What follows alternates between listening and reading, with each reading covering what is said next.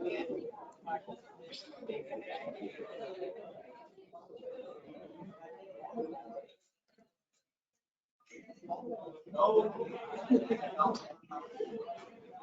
तक आ रही है आवाज।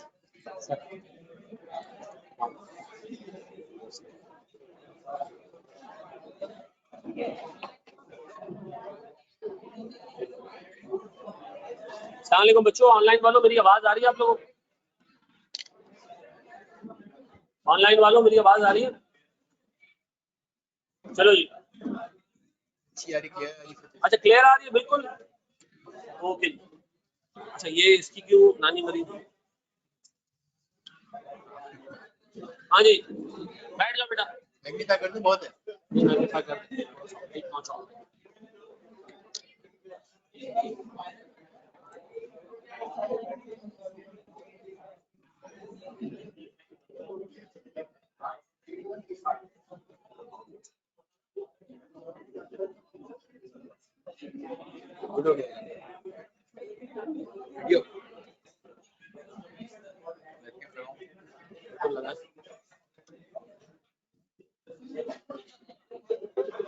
चलिए यार बैठ जाओ बेटा, बैठ जाओ।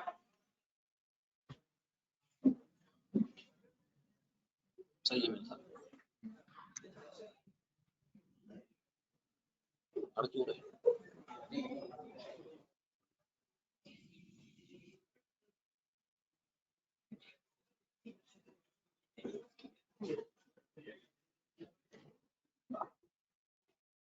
यार देखिए इसको कहाँ कनेक्ट करना है वो चाहिए ना डिवाइस।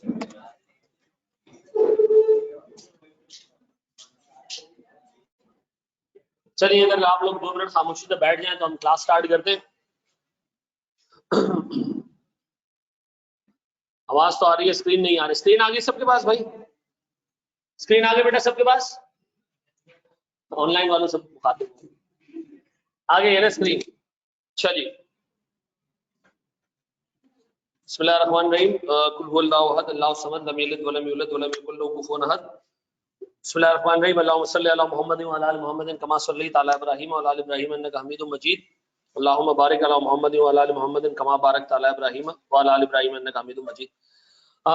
सर सबसे पहले तो इस सब्जेक्ट के बारे में जरा डिस्कस करेंगे before starting our first topic.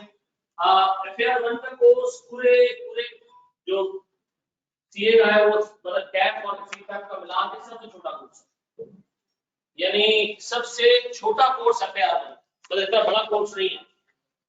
Topic भी गिने चुने कोई 10 से 11 टोटल टॉपिक्स हैं, उसमें से भी कुछ टॉपिक्स ऐसे जो 2-2 क्लासेस के, ठीक है ना। लेकिन रिजल्ट के हिसाब से मैं कैफ 1, 2, 3 में देखूं ना, सॉरी कैफ 4, 5 और 6 में तो सबसे बुरा रिजल्ट कैफ 5 का है। 4 में लोग पास हो जाते हैं, बीए में टेक्स्ट में पास हो जाते हैं, 5 में लोगों का रिजल्ट बुरा रहता है और उसकी एक बड़ी वजह जब अभी हम ये प्रेजेंटेशन देखेंगे तो सामने नजर आएगी, ठीक है। तो सबसे छोटा कोर्स लेकिन सेम टाइम सबसे बुरा रिजल्ट इस पूरे ग्रुप, ठीक है। और दूसरा एक बड़ी इंटरेस्टिंग फैक्ट है वो भी मैं आपसे शेयर करना चाहूं। आईकैप में जो लोग सीए ड्रॉप करते हैं छोड़ते हैं, उनमें बहुत बड़ा रेशियो ऐसे लोगों का होता है जिनका लॉ और एफएआर 1 नहीं निकला होता है, वो ड्रॉप करते हैं। यानी सर ड्रॉप आउट्स हैं उन्हें ये देखा गया क्योंकि अक्सर लॉ में और एफएआर में एंट्रेंस वेरी लो, ठीक है जी। अब देखिए ये एक ऐसा पेपर है कि अभी आप लोगों ने 6 महीने इंट्रो पढ़ा होगा, ठीक है जी। आवाज सही आ रही है? अब 6 महीने भी आप लोगों ने इंट्रो पढ़ा होगा, कुछ मेडिकल बैकग्राउंड के बच्चे होंगे, कुछ इंजीनियरिंग से आ रहे होंगे, उनका टोटल एक्सपीरियंस अकाउंटिंग का 6 महीने पढ़ने और 6 महीने बाद आपको पढ़ाए जा रहे हैं अकाउंटिंग स्टैंडर्ड्स, ठीक है जी। तो अकाउंटिंग स्टैंडर्ड का एक मिजाज है, पहले वो अपन समझ लेना, ठीक है जी। अकाउंटिंग स्टैंडर्ड में है क्या? 2 चीजें हैं अकाउंटिंग स्टैंडर्ड। एक अकाउंटिंग ट्रीटमेंट्स है, सेल्स होगी अपनी पास करेंगे ना, अकाउंट रिसीवेबल डेबिट ऑफ, तो क्या जो फाइनेंशियल स्टेटमेंट के यूजर होंगे उनको आप जो है वो जनरल एंट्री दिखाओगे, शेयर होल्डर्स को जनरल एंट्री दिखाएंगे। एक बंदे ने पैसे लगाए थे साल के तो बाद कह रहे थे मुझे बताओ क्या कमाया आप लोगों, क्या उसको मैं जनरल लेटर दिखाऊं, ट्रायल बैलेंस दिखाऊं, क्या दिखाऊंगा उसको? फाइनेंशियल स्टेटमेंट दिखाऊंगा। फाइनेंशियल स्टेटमेंट्स में अभी तक आप लोगों ने क्या पढ़ा है? फाइनेंशियल स्टेटमेंट्स में अभी तक आप लोगों ने क्या पढ़ा है? आप लोगों ने बैलेंस शीट पढ़ी है, आप लोगों ने sir profit and loss account पढ़ा नहीं पढ़ा ना? इस पर्टिकुलर कोर्स में आप पढ़ोगे कैश फ्लो स्टेटमेंट भी, आप पढ़ोगे इसके अंदर sir statement of changes in equity भी और नोट्स भी। सबसे बड़ी चीज जो आप इसमें पढ़ोगे, क्या पढ़ोगे? नोट्स, यानी फाइनेंशियल स्टेटमेंट में एक चीज को एक्सप्लेन कैसे किया जाता है। देखो एक बैलेंस शीट के ऊपर एक चीज आ रही है अकाउंट रिसीवेबल, अब उसके अंदर सर कुछ रिसीवेबल ऐसे होंगे जो ओवरड्यू हो गए होंगे, कुछ ऐसे होंगे जो ओवरड्यू नहीं हुए, कुछ ऐसे जो बहुत पुराने, कुछ ऐसे जिसके अगेंस्ट प्रोविजन बना है, कुछ ऐसे जिसके अगेंस्ट 100% प्रोविजन बना है। तो स्टैंडर्ड कहता है भैया आपको सबको अलग अलग दिखाने, कहां पर? नोट्स में। तो आपके लिए सबसे बड़ा लर्निंग एस्पेक्ट इसमें क्या होगा? नोट्स कैसे बनाने। ठीक है जी, ये मैं आपको फिर बताऊं, ये फाइनेंशियल अकाउंटिंग का पेपर नहीं है, फाइनेंशियल अकाउंटिंग एंड रिपोर्टिंग का पेपर है। ठीक है जी, मेरी आवाज आ रही क्लियरली? मेरी आवाज आ रही है? अच्छा रुको, फिर 1 मिनट रुको, 1 सेकंड। वसीम, वसीम बैठा हुआ देखो, 3 बजे की क्लास थी, इतना लेट क्यों आ रहे बच्चे? लॉ की क्लास लेट खत्म हुई इसलिए। हाँ जी, अब आ रही है साफ आवाज? जी बेटा, रिकॉर्डिंग बिल्कुल अपलोड होगी। 1 सेकंड बेटा, क्लास हो जरा, बच्चे बैठ बैठ जाए, सेटल हो जाए। वसीम वहीं जा रहा हूँ ना, आवाज नहीं आ रही। ठीक है वसीम, वहां जा रहा हूँ, नहीं आ रही आवाज। मूवमेंट ना करो तो फिर पता कैसे है?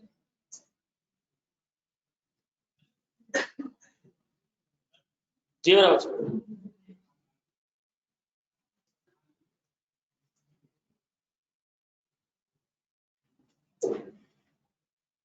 ठीक है, ट्रक भर के आएगा है? मैंने बोला था ना इसमें मसला आएगा, कुछ भी कर लो, मुझे पता है उसका इशू नहीं, उसका इशू नहीं है।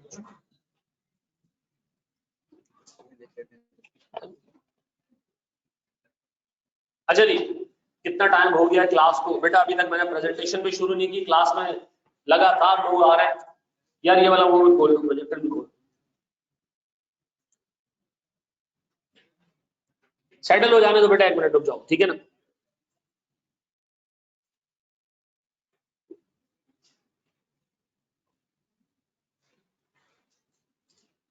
बाकी आप लोगों को तो कोरोना एग्जाम है, ऐसे ही है ना? हाँ, जिन्होंने मास्क नहीं पहने उनका ख्याल है कि कोरोना किसी और रास्ते से जिस्म में जाएगा, मुंह और नाक से जाता है भाई। मास्क पहनो ना भाई।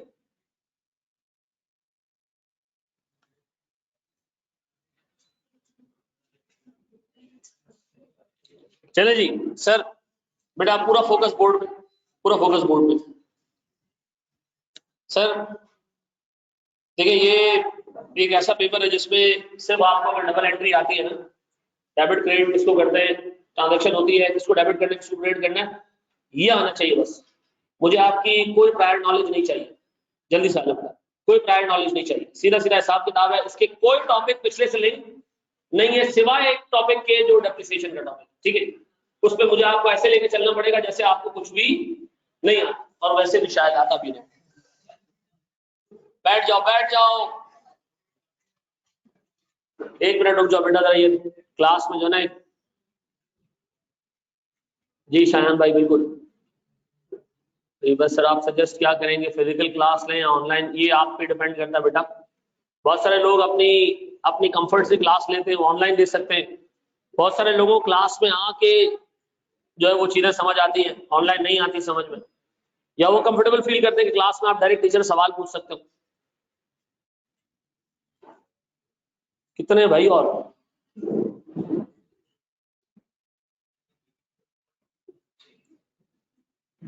बस, और भी आ रहे हैं? यार 1 मिनट रुक जाओ यार, बस भरने दो।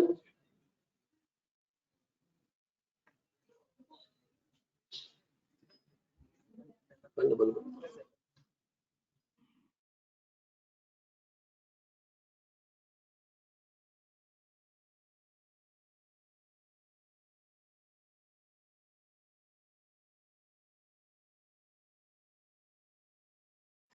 चलो जी, बैठ गए भाई, सब आ गए। अच्छा जी सर, मैं इसको एक स्टेप आगे लेके जा रहा हूँ सर। ये तो वापस चलेगा।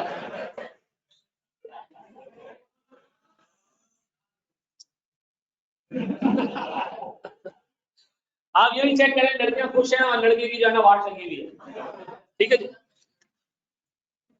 अच्छा जी सर, ये रिजल्ट है हमारा, ठीक है। लास्ट अटेम्प्ट का रिजल्ट है 31%। लास्ट अटेम्प्ट का रिजल्ट है 31%। आप देखिए सर, इसके अंदर एक रिजल्ट आपको 13% का भी नजर आ रहा है, एक रिजल्ट आपको 22% का भी नजर आ रहा है, 19% भी नजर आ रहा है।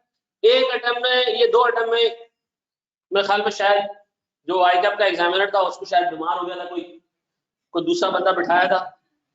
आप देखें उसको समझ नहीं आई, उससे नल का ज्यादा खोल दिया।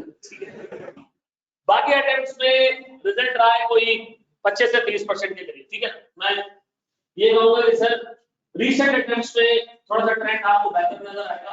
18, 19 और 20 वाली अटेम्प्ट्स आप देखोगे तो उसके अंदर आपको रिजल्ट को अराउंड 30%, 29% नजर आएगा।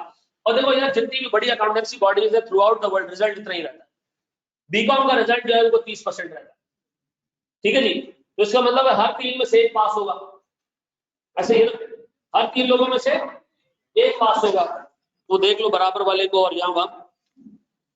अब सर आप लोगों ने कुछ चीजें लिखनी है, कोर्स में है क्या हमारे पास। देखिए मैंने एक चीज लिख ली है इसके अंदर कि हमारे पास सर कोर्स में कोई लंबी लिस्ट नहीं है, कोई लंबे टॉपिक नहीं है, ज्यादा टॉपिक नहीं है, टॉपिक है कम लेकिन टॉपिक है डिटेल्ड। टोटल 10 से 11 टॉपिक है। मैं फिर बता दूं, उसमें से कुछ टॉपिक्स ऐसे हैं जो एक क्लास के टॉपिक है, 2 क्लास के टॉपिक्स हैं। लेकिन सर मसला है इसके, एक टॉपिक इसके अंदर ऐसा है जो आपका शायद कोई 20 क्लासेस खा जाएगा। IFRS 15 20 क्लासेस कम से कम खाएगा, 20, 17, 18 क्लासेस खा जाएगा। इतना बड़ा स्टैंडर्ड है, उससे हर दफा पेपर में 20 मार्क्स का सवाल आता है। ठीक है जी, तो दिमाग में ये रखना कि कुछ टॉपिक्स हैं छोटे, कुछ हैं बड़े, लेकिन कोर्स सबसे छोटा है। मतलब यार अगर इसको ईमानदारी से, तरीके से पढ़ा जाए ना, तो FAR1 के टोटल कोर्स को रिवाइज करने के लिए, आपको हार्डली 6 से 7 घंटे लगेंगे। मतलब अगर आप पेपर ऐसे दे रहे हो कि इससे पहले आपका लास्ट डे पेपर था तो आप आराम से पेपर दे सकते हो। क्यों? इसका कोर्स इतना लंबा चौड़ा नहीं है। ठीक है जी भाई, मेरी आवाज क्लियर आ रही है ना ऑनलाइन वालों को? अच्छा जी सर, सबसे पहली चीज सर ये आप लोग लिखेंगे आप, ठीक है, ये नोट करेंगे। सर हमारे पास 20 से 30 मार्क्स के करीब का एरिया है फाइनेंशियल स्टेटमेंट्स का। ठीक है जी, 20 to 30 मार्क्स का एरिया फाइनेंशियल स्टेटमेंट्स का। और इस एरिया में हमारे पास है 3 टॉपिक्स है हमारे पास सर। वो 3 टॉपिक्स हैं कौन कौन से? Statement of changes in equity है, कैश फ्लो स्टेटमेंट है और रेशियोज है। सर लास्ट टाइम रेशियोज का सवाल आया कोई 18 मार्क्स का, 18 मार्क्स का क्वेश्चन रेशियोज से था और तकरीबन 8 नंबर का सवाल statement of changes in equity से था। लास्ट अटेम्प्ट में ये दोनों आ चुके हैं। इस दफा कंफर्म 100% चांसेस हैं कि कैश फ्लो स्टेटमेंट टेस्ट हो सकता है। ठीक है जी, और हर अल्टरनेटिव अटेम्प्ट में टेस्ट होता ही। और शायद हमारी प्रेजेंटेशन इस वक्त आईकैप का एग्जामिनर भी सुन रहा है, उसने कहा अच्छा अब इससे बता दिए कैश फ्लो तो यही नहीं पूछूंगा मैं। ठीक है जी, ये मैं आपको बताऊं ऐसा हो चुका है। एक दफा मैं आईकैप एग्जामिनेशन डिपार्टमेंट फोन किया था कोई चीज क्लैरिफाई करने के लिए, तो एग्जाम से इसी जो लास्ट अभी एग्जाम गुजरा है 20 दिन पहले, तो मैंने उसको फोन किया कि यार हम FIFO वेटेड एवरेज पढ़ाते हैं, ये रेट्स वगैरह यूज करते हैं, सेल रिटर्न का कौन सा रेट होना चाहिए? तो इस पर मैंने उनसे पूछ लिया, तो बातों बातों में उन्होंने कहा, मैंने एक और चीज पूछ ली कि पेपर बना लिया आप लोगों ने? उन्होंने कहा पेपर अभी तक हमने नहीं बनाया, पेपर बनाएंगे हम। लास्ट जो 2 हफ्ते का टाइम होता है उसमें पेपर बनता है और कोई 1 हफ्ते पहले जो है वो हम बाकी शहरों को भी पेपर भिजवा देते हैं। लेकिन उसने कहा लेकिन गेस्ट पेपर बन चुके हैं, हम क्या पूछने वाले हैं वो हमें फेसबुक से पता चल चुका है। तो ये फेसबुक के मुजाहिद आते हैं ना कि मेरे हिसाब से इस अटेम्प्ट में ये 4 चीजें करके चले जाना, तो वो एग्जामिनर बैठ के हंस रहा होता है कि मतलब ये इतना स्ट्रॉन्ग गैप का इल्म है इस बंदे को कि जो चीज मैंने बनानी है वो इसको ऑलरेडी पता है। अल्लाह के वास्ते भाई, अच्छा मुझे बताएं इसमें 11 टॉपिक है, कितने टेस्ट होते हैं? शायद 1-8 टॉपिक छोड़ के आईकैप सारा टेस्ट कर लेता है। तो अगर मैं आज से अपना गेस्ट पेपर लिख लूं ना एक बोर्ड के ऊपर कि मेरा गेस्ट पेपर है, आप यकीन करें 100% चांसेस है कि सारे टेस्ट हो जाए, नहीं हुआ तो एक आध टॉपिक मिस हो जाएगा जो एग्जाम में छोड़ देता। तो इसमें अल्लाह के वास्ते कोई चूरन ये नहीं खरीदना कि गैस पेपर हमारा चलता है, ठीक है जी, ये कोई मैट्रिक का एयू खान का गैस पेपर नहीं है, यूनिवर्सल वालों का नहीं है, ठीक है जी। आप ये दिमाग में रखना, सारे टॉपिक टेस्ट होंगे। 3 टॉपिक कितने मार्क्स के लिए सर? 20 से 30 मार्क्स के लिए। Last time sir statement of change in equity 8 number का आया। अच्छा ये भी लिखते जाओ, ये भी लिखते जाओ, 8 नंबर से ज्यादा statement of change in equity नहीं आ सकता, ठीक है जी, 8 नंबर से ज्यादा नहीं आ सकता, इसके मैक्सिमम नंबर 8 है। नीचे वाले दोनों टॉपिक्स के नंबर कम से कम 8 और ज्यादा से ज्यादा 20, ठीक है जी, कम से कम 8 और ज्यादा से ज्यादा 20। इसका मतलब ये है कि सर ऊपर वाला सवाल 8 नंबर से ज्यादा नहीं बनेगा और नीचे वाले दोनों 8 नंबर से कम नहीं बनेंगे, लेकिन 20 से ज्यादा भी नहीं बनेंगे, ठीक है जी। ये नंबर लिखता है जो ये आईकैप की कोर्स आउटलाइन में लिखा हुआ है, ये मैं अपनी तरफ से नहीं बोल रहा, ठीक है। बड़े एक स्टेप आगे। अच्छा जी, फिर हमारे पास आता है सर सेकंड स्टेज, ये हमारे पास sir income and expenditure and single entry. ये हमारे पास दूसरा सेटअप है, इसके मार्क्स है 15 से 20। इसमें से हर अटेम्प्ट में एक आता है तो दूसरा नहीं आता, दूसरा आता है तो पहला नहीं आता, ठीक है जी। लास्ट टाइम सर इसमें से एनपीओ आ चुका है। क्या आ चुका है? एनपीओ, यानी ये जो ऊपर वाला एनपीओ का मतलब है नॉन प्रॉफिट ऑर्गेनाइजेशन, ठीक है जी, यानी इनकम एंड एक्सपेंडिचर। सर ऊपर वाला टॉपिक 20 नंबर, थर्ड वाला topic 20 number, factory accounts maximum 8 number. पहले वाला 20, दूसरा 8, तीसरा 20, ये इसके मैक्सिमम नंबर है जो मैं आपको बता रहा हूं, ठीक है। पहला वाला 8, सॉरी पहला वाला 20, दूसरा वाला 8 और थर्ड वाला भी 20, ठीक है जी। सेट हो गया भाई?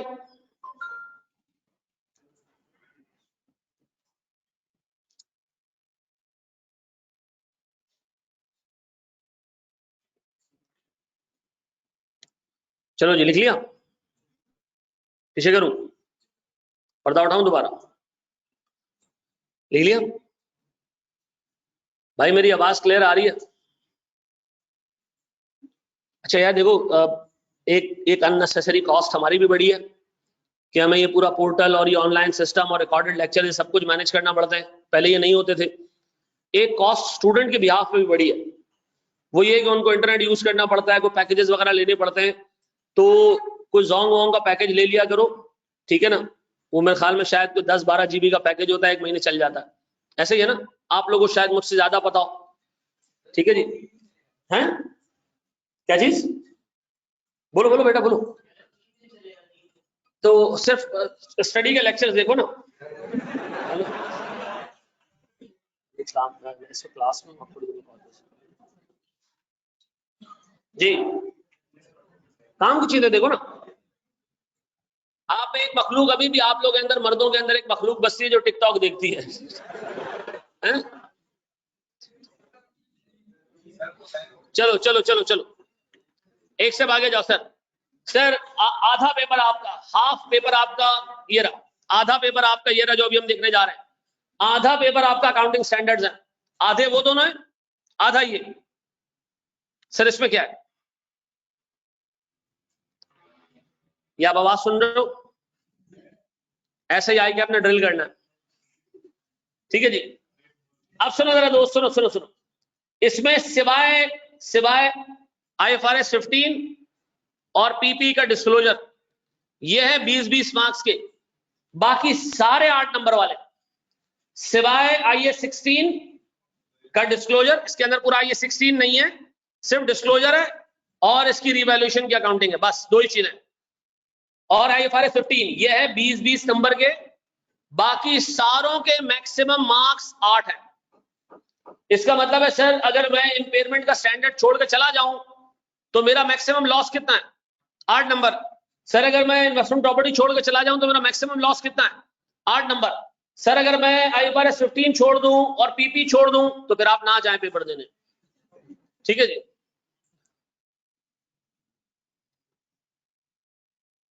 तो टेलीनॉर पे 50 GB का पैकेज है, अच्छा बता दिया तुम। चलो जी,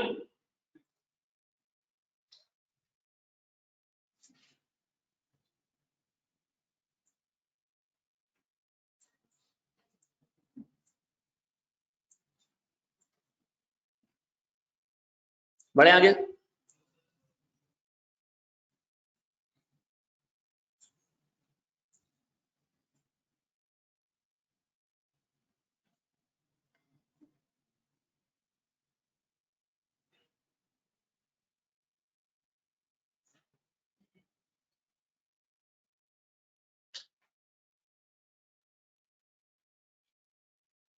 हसनैन अली बाजवा साहब, आप घर में बैठ के क्लास ले रहे हैं यार, आपको यहाँ आना चाहिए था।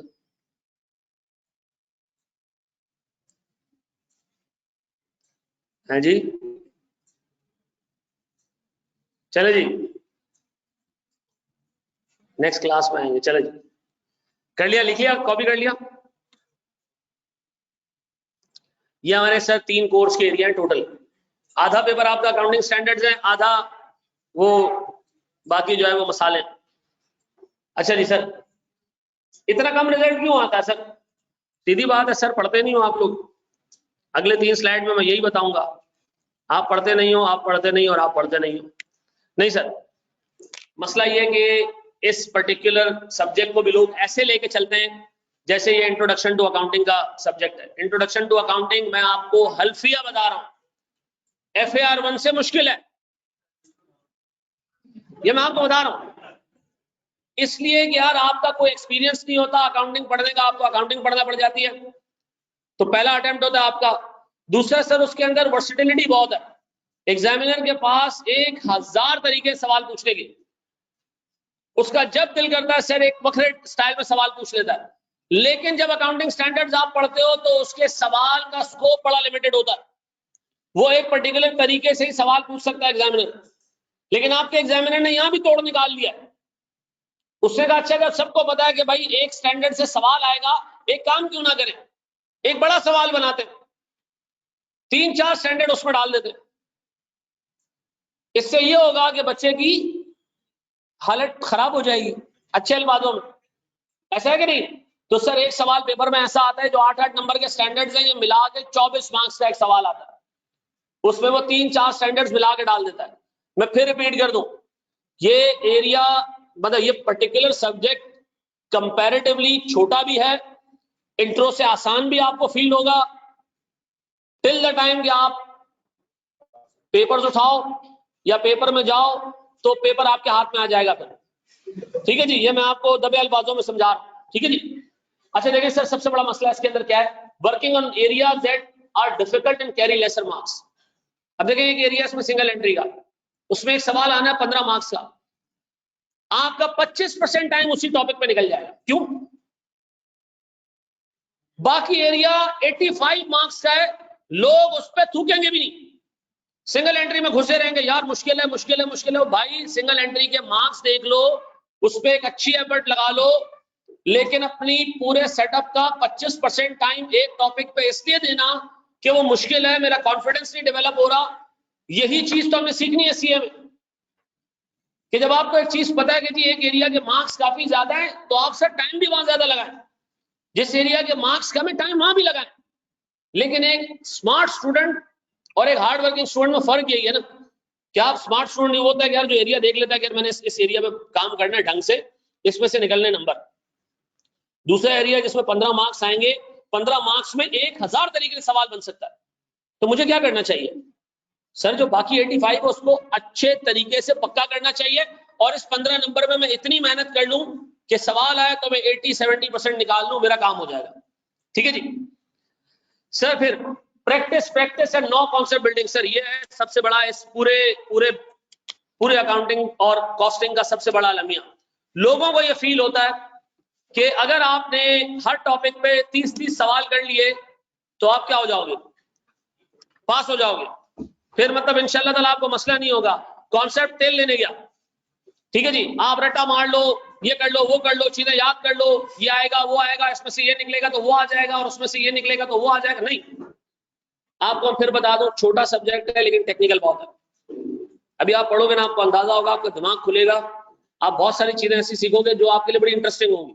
अभी आप में से बहुत सारे बच्चों ने लॉ की क्लास ली होगी, लॉ एक बड़ा इंटरेस्टिंग सब्जेक्ट है, लेकिन अनफॉर्चुनेटली जब हम उठाते हैं फेसबुक ना, उसमें एक इंतहाई नाकारा, निखट्टू, निकम्मा, कोई और बहुत सारी चीजें मैं बोलना चाह रहा हूं, उस बच्चे का लॉ के बारे में एक ओपिनियन होता है, क्योंकि वो पागल का बच्चा लॉ नहीं पास कर सकता तो वो अपनी चीजें दूसरों में प्रोजेक्ट कर देता है कि बेटा लॉ बहुत मुश्किल है, लॉ में हालत टाइट हो जाएगी। अच्छा, अभी बच्चा क्लास लेके निकला होता है, उसको लॉ बड़ा जबरदस्त समझ आ रहा होता है, उसके जहन में क्या बैठ जाता है, एक डर बैठ जाता है कि नहीं यार इसमें कोई मतलब हुआ है यार, ये ना बिड़ा रख करा। मैं आपको फिर बता दूं, मैंने लॉ अपनी अंग्रेजी में दिया है, अपनी अंग्रेजी में लिखा है, बहुत सारा लॉ तो मैंने वहां बैठ के बनाया है, ठीक है जी, मेरा पेपर फिर भी निकला है, ठीक है ना। हाँ, मेरा देखे भाई, मैं वहां पर एक सवाल आया उस वक्त, sales of goods act by sea, मतलब आप समंदर के थ्रू जब गुड्स बेच रहे हो तो उसके कानून था। अब उसमें उससे लिखा है कि जनाब जब आप कश्ती में सामान लोड करके दूसरे मुल्क भेज रहे होते हैं तो जो अग्रीमेंट बनता है उसमें क्या क्या चीजें आनी चाहिए। हमने लिखा यार एक सामने वाले से क्या अग्रीमेंट होगा, सामान चोरी हो गया तो कौन जिम्मेदार होगा, ये होगा वो होगा। 5-6 हमने ठोकियां लगा दी। उसके बाद जब पेपर खत्म हो गया तो महीने बाद मैं किताब खरीदने गया दुकान पे, दुकान वाले ने कहा ये देखिए हमारे पास कंपनी लॉ की जबरदस्त किताब है, मर्केंटाइल लॉ की। मैंने खोला, उसके अंदर वही सवाल नजर आया, मैंने नीचे जवाब देखा, मैं तो कुछ और ही लिख के आ गया भाई, उसमें तो कहानी कुछ और थी, तो इंश्योरेंस की क्लॉजेस थे, तो क्या कुछ लिखा हुआ था उसके अंदर। ठीक है जी, मैंने कहा ये दोनों रख लो, जो नहीं लेने आया हूं वो भी रख लो, जो पुरानी वाली वो भी रख लो, क्योंकि मुझे नहीं लगता कि मैं पास होऊंगा। और हमारे यहाँ एक पेपर में फेल तो सब में फेल। अभी तो आप बहुत अच्छे वक्तों में सीए करने आए बेटा, ठीक है जी।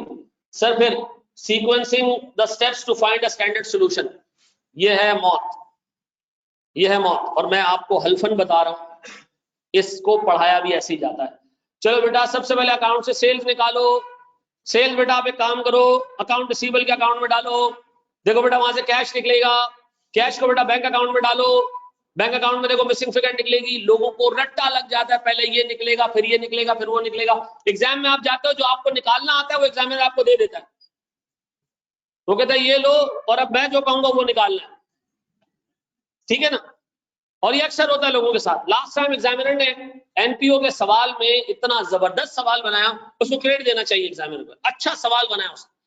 जिस बंदे को एनपीओ की अकाउंटिंग नहीं आती है ना, वो फंसा। जिसने याद की थी चीजें, जिसकी नजर में इससे प्रैक्टिस करना इनफ था, वो फंसा उसके अंदर। मैं फिर आपको बता दूं, आप पेपर में जाओगे 50 नंबर का एरिया ऐसा होगा जो आपके कंट्रोल में होगा, स्टैंडर्ड वाला। 50 नंबर में आपको चीजें सोचनी होंगी, ठीक है जी। मतलब आपने प्रैक्टिस की होगी, ठीक ठाक कॉन्सेप्ट क्लियर होंगे, वहां आपका सवाल आएगा वो नया सवाल होगा, आपने उसको देख के असेस करके जवाब देना होगा, ठीक है जी। सर फिर मेरे पास taking short syllabus too easy, आराम से मजे से देखेंगे। अल्लाह की कसम इंट्रो ने तो जान निकाल दी थी। FAR1 तो मासूम जानवर है, ये वो गाय बैल है जो पूरी टाइम तक जो है वो शरीफ होता है, जब काटने की बारी आती है फिर वो लाते मारता है कि कसाई भाग जाते हैं। आपने देखा होगा ना, अक्सर मोहल्ले की सबसे शरीफ गाय जब कटने में आती है तो वो फिर जी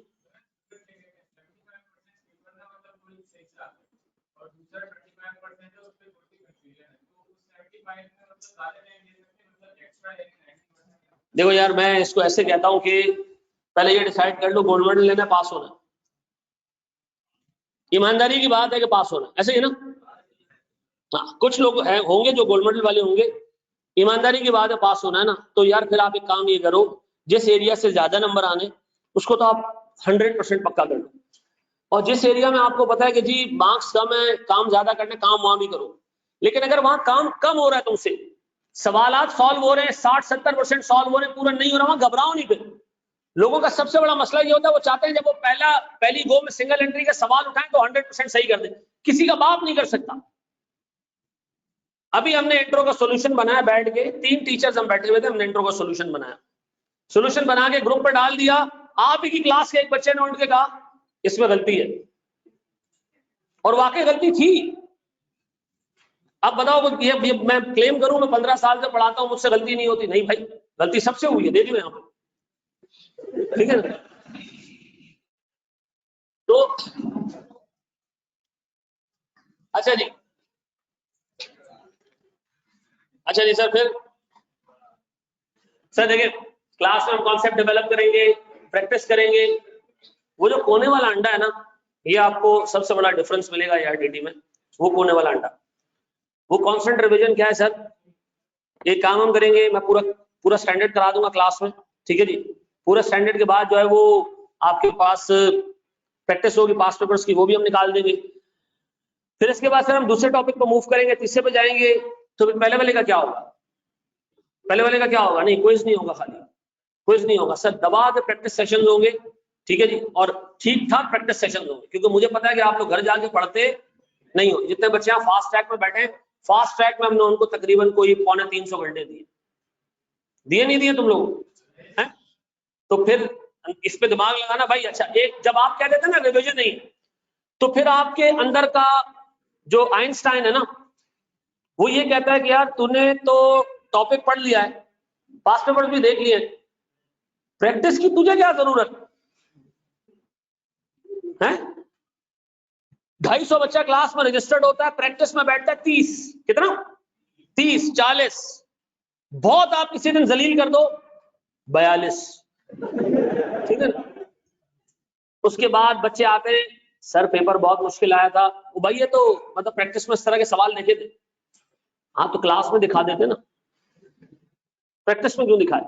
तो प्रैक्टिस इसलिए कराई जाती है। मैं सारी किताबें जो पाकिस्तान के बाहर पब्लिशर्स की किताबें हैं, साउथ अफ्रीकन बुक्स हैं, ठीक है जी, ICAW की चीजें, देखो क्लास के अंदर हम करेंगे अच्छी खासी चीजें। मुझे लगता है भाई स्टैंडर्ड कंप्लीट हो गया, एक एवरेज बच्चा आप अटेम्प्ट कर सकता है सवाल। प्रैक्टिस सेशन बेटा आप ही के लिए रखे जाते हैं। जब आप लोग खुद डॉक्टर बनने की कोशिश करते हो ना, आप डॉक्टर के पास जाते हो, आप डॉक्टर को कहते हो कि भाई मुझे फला बीमारी है, वो कहता है लाल वाली गोली खाओ, आप कहते हैं पीली वाली चाहिए, पीली वाली गोली चाहिए, नहीं तो मुझे पता है मेरा बुखार नहीं उतरेगा। और डॉक्टर कह रहा है भाई लाल वाली गोली खा, तो हम आपको पीली वाली गोली भी दे रहे हैं और लाल वाली भी दे रहे हैं। लेकिन मैं आपको बता दूं, लाल वाली गोली खानी है, प्रैक्टिस सेशन में बैठना है, ठीक है ना। वहां आपने अपने अपने अंदर के आइंस्टाइन को जरा थोड़े टाइम के लिए सुलाना है। आपने ये कहना है कि जी ठीक है मुझे सब आता है, मैं टीचर को टेस्ट करूंगा। आप यार टीचर को टेस्ट करने आएंगे, ठीक है, ये मैं आपको बोल रहा हूँ सर, ठीक है जी।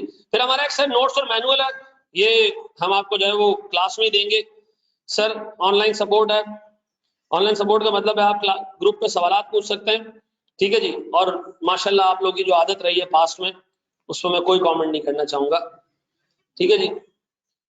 थैंक यू के बाद हम शुरू करेंगे अपना पहला टॉपिक। तो आप लोग अपने पास हेडिंग डालेंगे इम्पेयरमेंट ऑफ एसेट्स, ठीक है जी।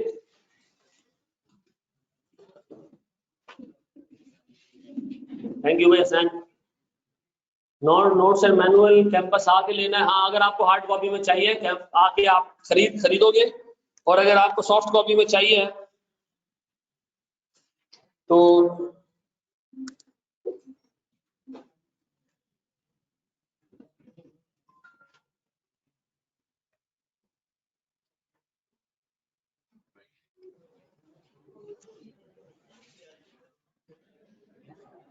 नई कॉपी हम भी बना रहे हैं ना,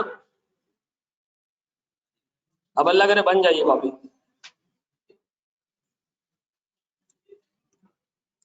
चलो जी सर, अपने पास आपने हेडिंग डाली है इम्पेयरमेंट।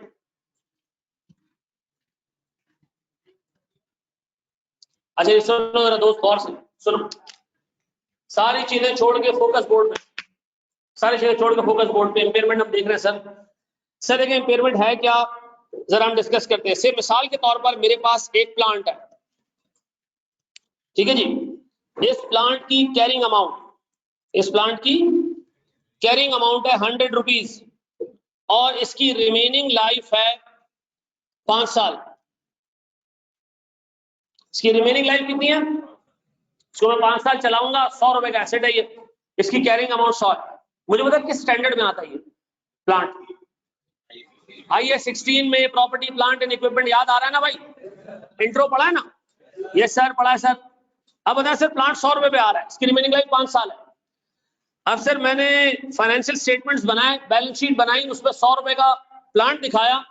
सर हमारा प्लानिंग मैनेजर जो हमारे बजट्स बनाता है, वो दौड़ता हुआ है हमारे पास, सर ये जो आपने 100 रुपए लिखे ये गलत है।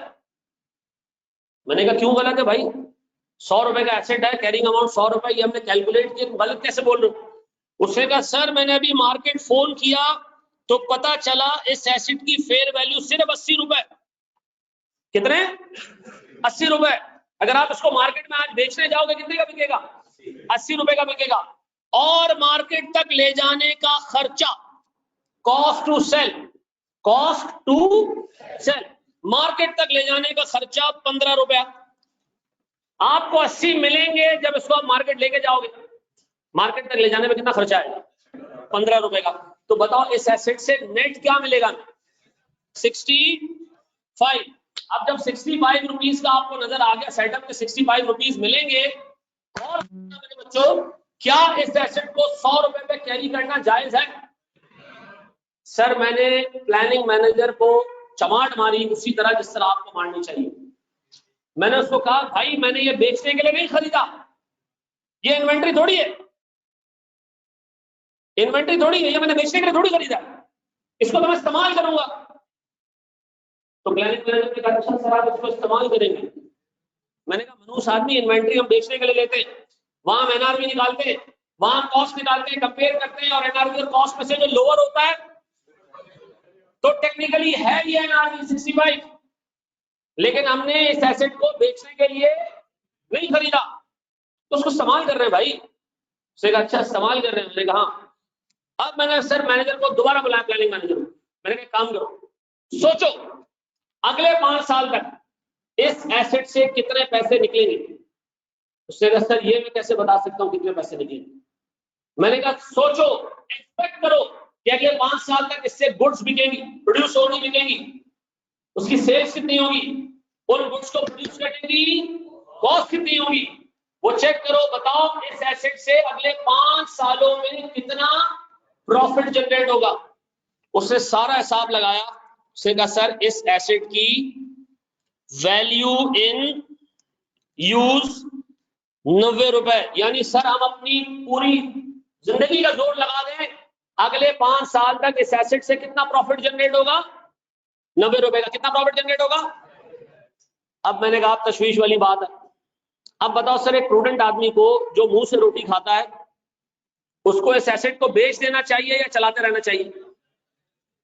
बेचेंगे तो कितना मिलेगा? 65। मैंने देखो क्राइटेरिया क्या बताया, सही वो बताएगा जो मुंह से रोटी खाता है। बेचेंगे कितने कितने कितने पैसे आएंगे? 65। चलाएंगे कितने मिलेंगे? 90। चलाएं या बेचें? चलाएं या बेचें? चलाएं सर। क्यों? 90 आ रहे हाथ, बेचेंगे तो सर, लेकिन दोनों केसेस में 100 तो नहीं आ रहा ना। दोनों केसेस में 100 तो रिकवर, मैक्सिमम रिकवरी कितनी है? मैक्सिमम रिकवरी कितनी है? 90। तो मुझे एक बात बताएं सर, मैं अगर आपसे पूछूं मैक्सिमम रिकवरेबल अमाउंट कौन सा?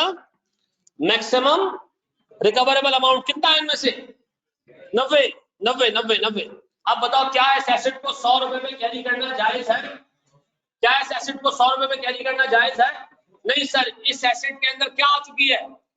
इम्पेयरमेंट आ चुकी है। क्या आ चुकी है इसके अंदर? इम्पेयरमेंट आ चुकी है। कितने से ये एसेट इम्पेयर हो चुका है?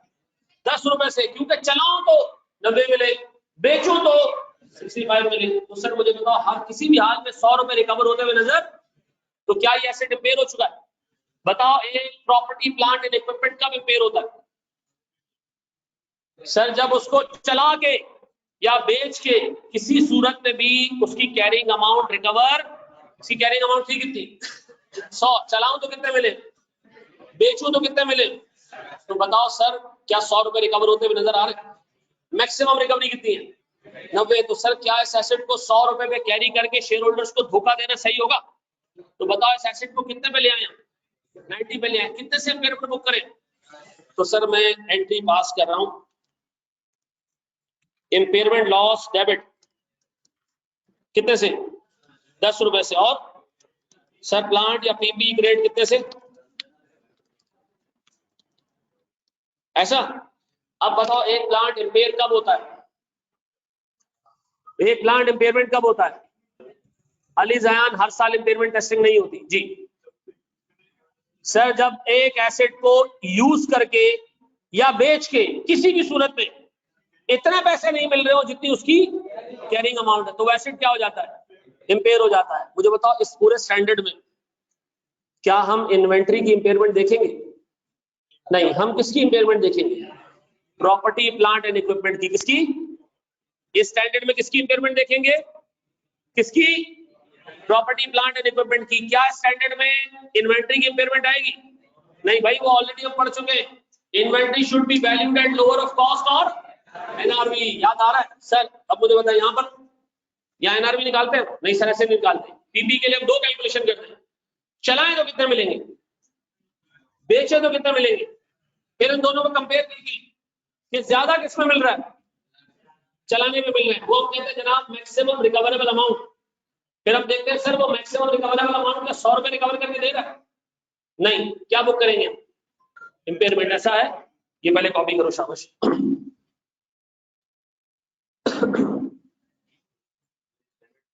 ये स्टैंडर्ड है IS 36।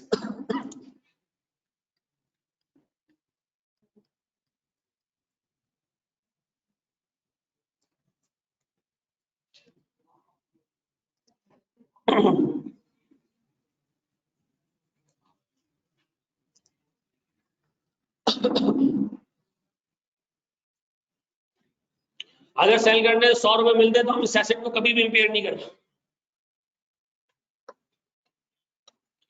इंट्रो और FR1 एक साथ दे रहा हूं सिर्फ एक ही सूरत में पॉसिबल है, अगर आपका बैकग्राउंड कॉमर्स का है।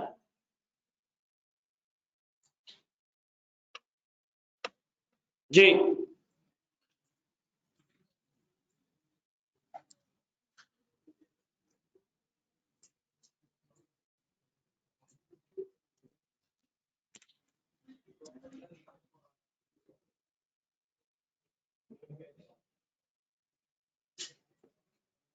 सर, हमें बेचने के नहीं, इससे फर्क नहीं पड़ता अभी। तो हम ये देखते हैं कि हमारे पास मैक्सिमम रिकवरी कितनी आएगी। मैनुअल बुक शॉप पे अवेलेबल है, हाँ इस वीकेंड तक अवेलेबल हो जाएगा। शॉर्ट में शेयर कर देता हूँ, शॉर्ट में चैप्टर वाइज शेयर करूंगा मैं। Fair value minus cost to sell का कोई नाम नहीं है, यही नाम है, fair value less cost to sell. दोस्त बातें नहीं प्यारे बच्चों। यहाँ थोड़ा आवाज का मसला हो जाएगा, नहीं तो मैं वहां भी आता, आप लोग साथ में बैठ जाता। माशाल्लाह जी। अगर बीबी की वैल्यू बेचने पे ज्यादा, सब आ रहा है, बेचने पे ज्यादा भी हम तब भी इंपेयर नहीं करेंगे इसको, ठीक है जी। इंपेयरमेंट और रिवैल्यूएशन में बहुत बड़ा फर्क है भाज। इंपेयरमेंट जो है वो फेयर वैल्यू लेस, इंपेयरमेंट जो है वो रिकवरेबल अमाउंट से होती है। और ये बेटा वो बच्चा पूछ रहा है जिसको थोड़ा सा आइडिया है चीजों का, आप लोगों ने सवाल देख के परेशान नहीं होना, ठीक है जी। सर अगर सेलिंग प्राइस, अगर सेलिंग में ज्यादा पैसे मिलते as compared to value news, लेकिन हम दोनों कैरिंग अमाउंट से कम है, वो अगला सिनेरियो यार, अगला सिनेरियो डाल देता हूं, तब भी बेटा एसेट इंपेयर होगा, बनेगा तब भी इंपेयर होगा। दोनों में से कोई भी अगर कैरिंग अमाउंट से ज्यादा हो गया ना, फिर हम एसेट को इंपेयर नहीं करेंगे, ठीक। यूट्यूब पर लेक्चर अपलोड होगा, हाँ पहले 3-4 लेक्चर्स, ठीक है।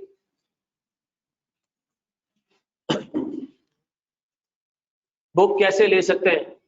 हैदराबाद सॉफ्ट कॉपी में दे दूंगा मिर्जा, वहां से प्रिंट निकलवा लेना।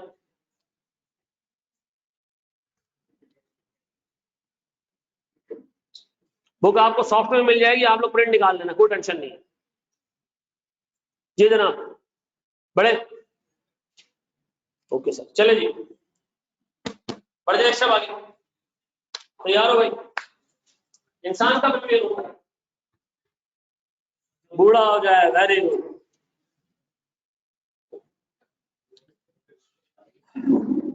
इसके बहुत सारे जवाब है, अच्छा बड़े बता रहा हूँ बेटा, वैसे बता रहा हूँ। Lower versus maximum value define कर देंगे, कब करेंगे? अच्छा मैं दोबारा एक्सप्लेन कर देता हूँ इसको बेटा, एक मरतबा फिर। इंपेयरमेंट क्यों कैलकुलेट करते हैं? इंपेयरमेंट इसलिए कैलकुलेट करते हैं कि अगर मैं एसेट को 100 रुपए में दिखा देता बैलेंस शीट में, कितने में दिखा देता? अच्छा मैं हूँ मुंशी अकाउंटेंट, ये बंदा मालिक है, क्या नाम है तुम्हारा? कहा जो है वो बिजनेस के मालिक है? बहुत सारे लोग जो है ना वो अपने टैलेंट का मुजाहरा अकेले में करते हैं, आप मिल लेना इनसे। आपको मेरे रीजन ठीक है जी। तो अब ऐसे ओनर है बिजनेस का, मैं इसका मुंशी हूँ, मैं इसको बैलेंस शीट दिखाई, मैंने कहा सर मुबारक हो माशाल्लाह आपका एसेट 100 रुपए मौजूद है सर, और मैं मुंशी हूँ थोड़े टाइम में छोड़ के चला गया। सुनो, कल इसमें बिजनेस बेचना है किसी को, जब बिजनेस बेचने के लिए उस बंदे ने वैल्यूअर्स को बुलवाया कि भाई मेरे बिजनेस की वैल्यू को निकालो, तो पता चला भाई इस एसेट की मैक्सिमम वैल्यू 90 रुपीज है। ये पहली गाली किसको देगा? मुझे देगा। क्यों?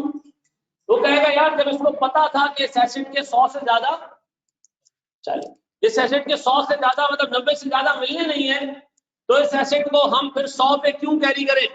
मुझे बताओ, ये गलत फहमी क्रिएट होगी लोगों के जहन में। अब अज्यूम करो ये पीएसओ कंपनी का एक प्लांट है, प्लांट खराब हो चुका है, बंद हो चुका है, हम फिर भी उसको पूरी वैल्यू पे दिखा रहे हैं। आपको नहीं लगता शेयर होल्डर्स को धोखा दे रहे हैं? तो बताओ एक एसेट को किस वैल्यू में दिखाना चाहिए? जितना उससे रिकवर हो सके, जितना उससे रिकवर हो सके, उससे ज्यादा वैल्यू पे नहीं दिखाना चाहिए। ऐसा अब आओ मेरे बच्चों, एक एक करके जितने ये बच्चों ने सवाल पूछे ना, मैं एक पोजीशन में डाल रहा हूं, मुझे आप लोगों ने बताना। सर गौर से सुनो, मैं आपको एक छोटा सा क्वेश्चन दे रहा हूं सर, आप लोगों ने मुझे सॉल्व करके देना है। मुझे बताएं सर, मेरे पास एक एसेट का कैरिंग अमाउंट है 150। इस एसेट को अगर मैं इस्तेमाल करूं तो इसकी फेयर वैल्यू है 130। सर कॉस्ट टू सेल यानी मार्केट तक ले जाके बेचने का खर्चा, कॉस्ट टू सेल सर ये 15 रुपए का, ठीक है जी। सर इसकी वैल्यू इन यूज सिर्फ 50 रुपए, क्योंकि ये ऐसे टूट चुका है, हम इसको चला नहीं सकते, चलाएंगे तो 50 रुपए ज्यादा नहीं मिलेगा, हाँ बेच दें तो ज्यादा पैसे मिल जाएंगे। अब बताओ इस एसेट पे इम्पेयरमेंट है या नहीं है, और अगर है तो कितने की? सोच के बताना, खुद से करो, खुद से करो, खुद से करो। क्या निकालेंगे सबसे पहले? खुद से करो, गलत कर दो सवाल की जो है ना वो सारी चीजें एक कर दो, लेकिन करके दो मुझे।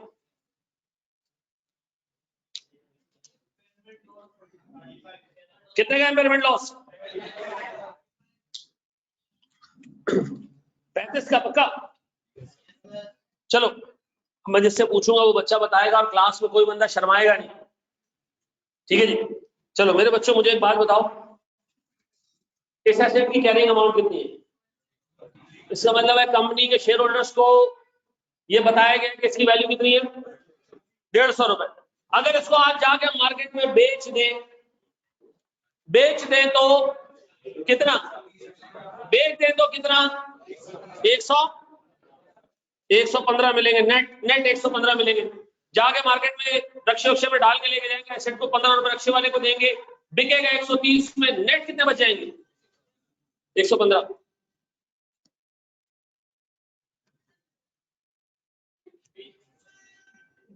बंद कर दे भाई, कौन से पशु गाने सुन रहे थे?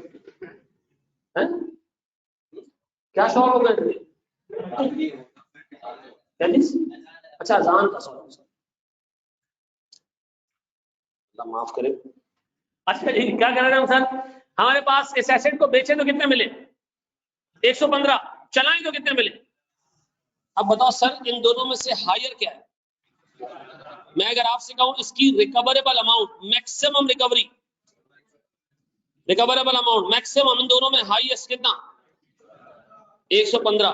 अब बताओ क्या 150 रिकवर होते हुए नजर आ रहे हैं? नहीं, 150 रिकवर होते हुए नजर। अब बताओ अगर मैं अपने एसेट को 150 पे दिखाऊंगा तो अल्लाह पकड़ेगा नहीं पकड़ेगा? ये सर गुनाह है नहीं, झूठ है नहीं, कितने में दिखाना चाहिए इस एसेट? 115 पे। तो बताओ कितने का इम्पेयरमेंट बुक करूं? इम्पेयरमेंट लॉस डेबिट कितने से?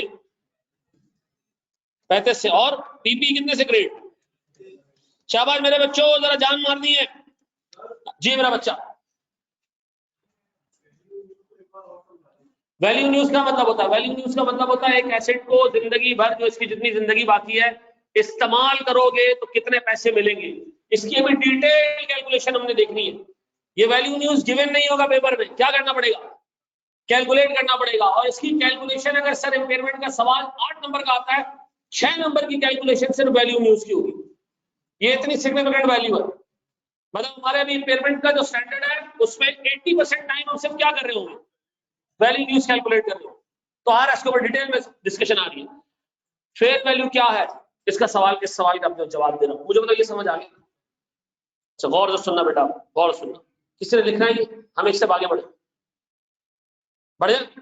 अच्छा सुनो सुनो सुनो सुनो सुनो, आप सुनो जरा दोस्त, मैं ना अब 3 चीजों को डिस्कस करूंगा। किसको? 1, 2 और इन तीनों को हमने डिस्कस कर लिया ना डिटेल में, ये स्टैंडर्ड खत्म हो जाएगा, ये स्टैंडर्ड खत्म हो जाएगा।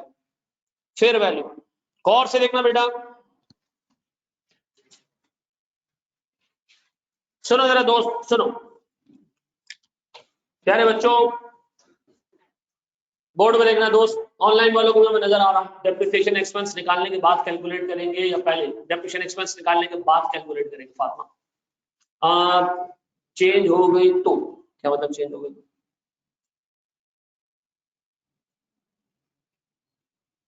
एक सेकंड रुक जाओ बेटा,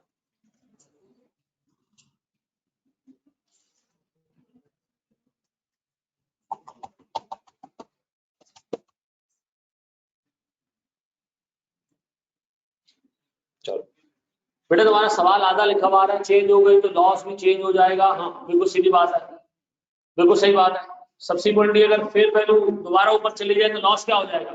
रिवर्स हो जाएगा। आ रहा सारी चीजें आ रही है। इस वक्त हम खड़े हैं लांडी में, अभी हमने केवाड़ी पहुंचना, रुक जाओ, यहीं से मैं आपको केवाड़ी नहीं दिखा सकता, ठीक है जी, अभी लांडी में जी बिल्कुल आएंगे जी।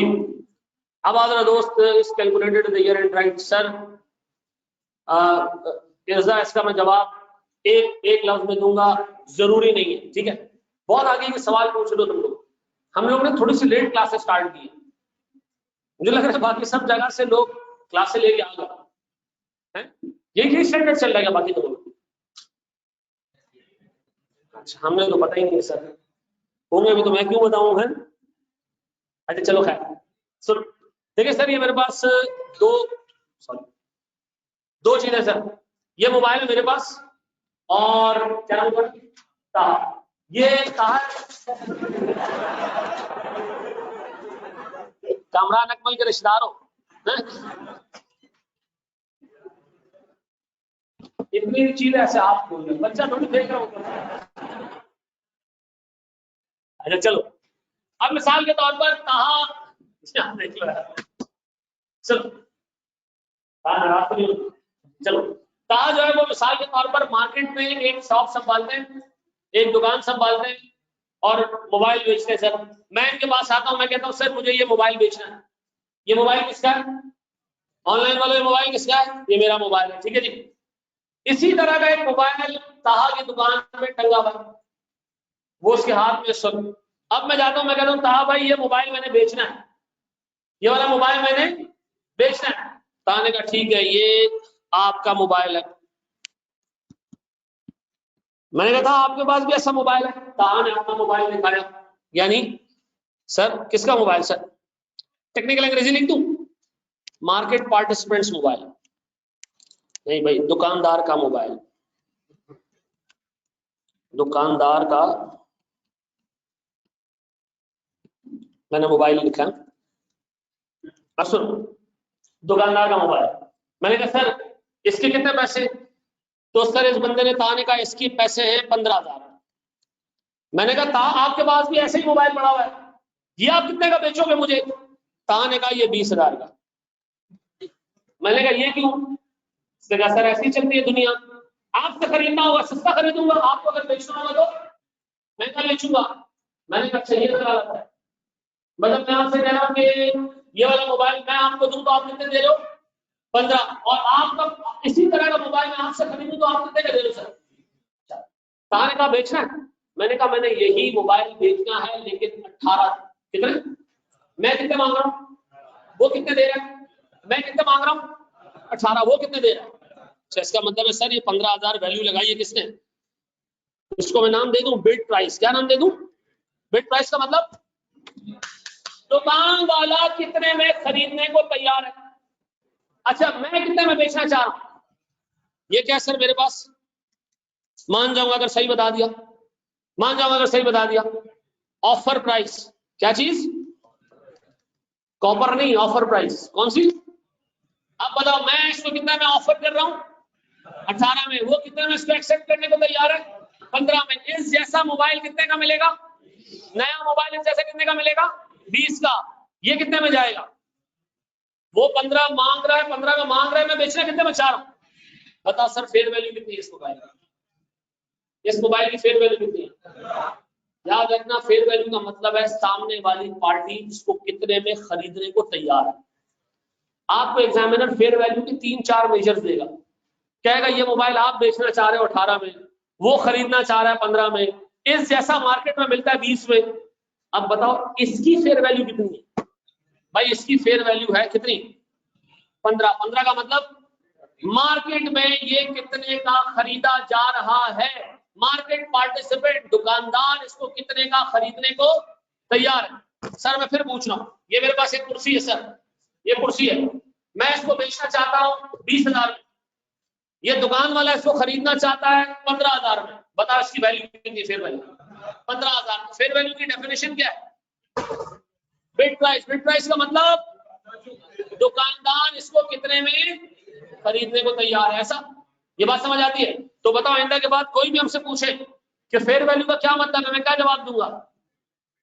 वो वैल्यू जिसपे ये एसेट मार्केट में बेचा जा सकता है, एक बायर इस रेट में खरीदने को तैयार है, तो इस प्राइस को हम क्या कहेंगे? Bid price. क्या कहेंगे? याद रखना एग्जाम में बिड प्राइस, ऑफर प्राइस, इस तरह की चीजें आती है, तो ज़हनी तौर पे तैयार रहना। ठीक है जी, कर लोगे? पक्का? बढ़े हम आगे इससे? देखो सर इसको कॉपी करो।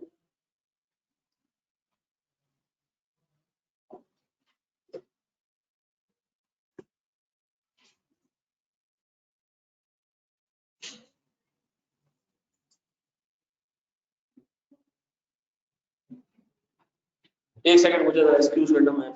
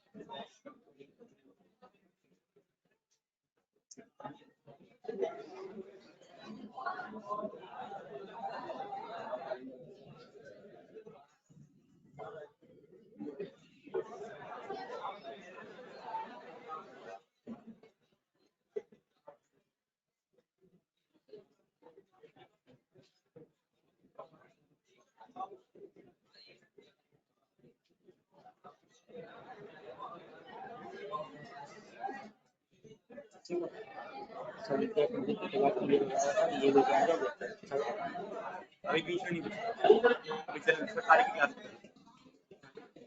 इसमें क्या मसला है?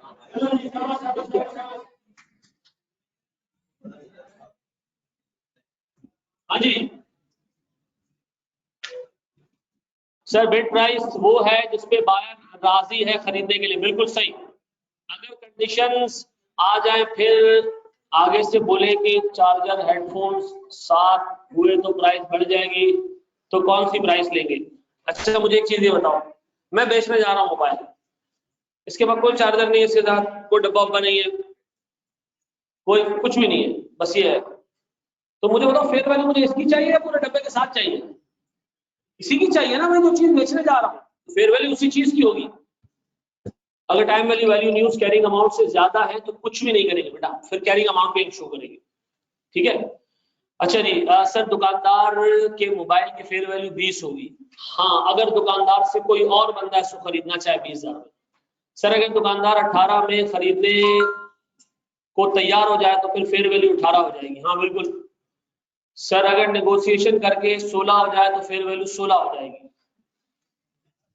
ये मनूस मोबाइल दुकान वाला जितने में आखिरी प्राइस पे खरीदने को तैयार हो जाए, ये क्या होगी इसकी फेयर वैल्यू। बेहतरीन होगा। ठीक है जी। अब मैं ये बेचने जा रहा हूँ पेन। मैंने कहा भाई मैं इसको बेचना चाह रहा हूँ। आपने अक्सर देखा होगा ना, आप अम्मी के साथ कभी कपड़े खरीदने जाएं तो पता नहीं, हमारी अम्मी तो ऐसे ही थी, अल्लाह उनको बख्शे। तो जब हम दुकान के बाद कितने कितने रुपए गैस का पड़ा, तो उसने कहा जी 1000 रुपए। आप सोचे हमारी अम्मी ने क्या रेट लगाए, 150 रुपए लगाओ भाई। अब मुझे लगता था कि यार ये दुकानदार उठ के मुझे मारेगा कि इसको क्यों लेकर आते हो भाई रोज। तो अब मुझे एक बात बताओ सर, दुकान वाले ने कहा 1000, मिसाल के तौर पर तो छोटी सी बात करें ना सर, 1000 वर्ग जिस प्राइस पे ट्रेड होगी ना वो अल्टीमेट वैल्यू होगी।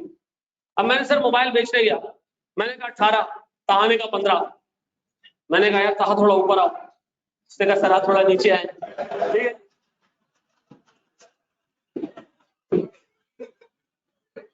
और भाई मनुष्यों पैसों की बात हो रही है।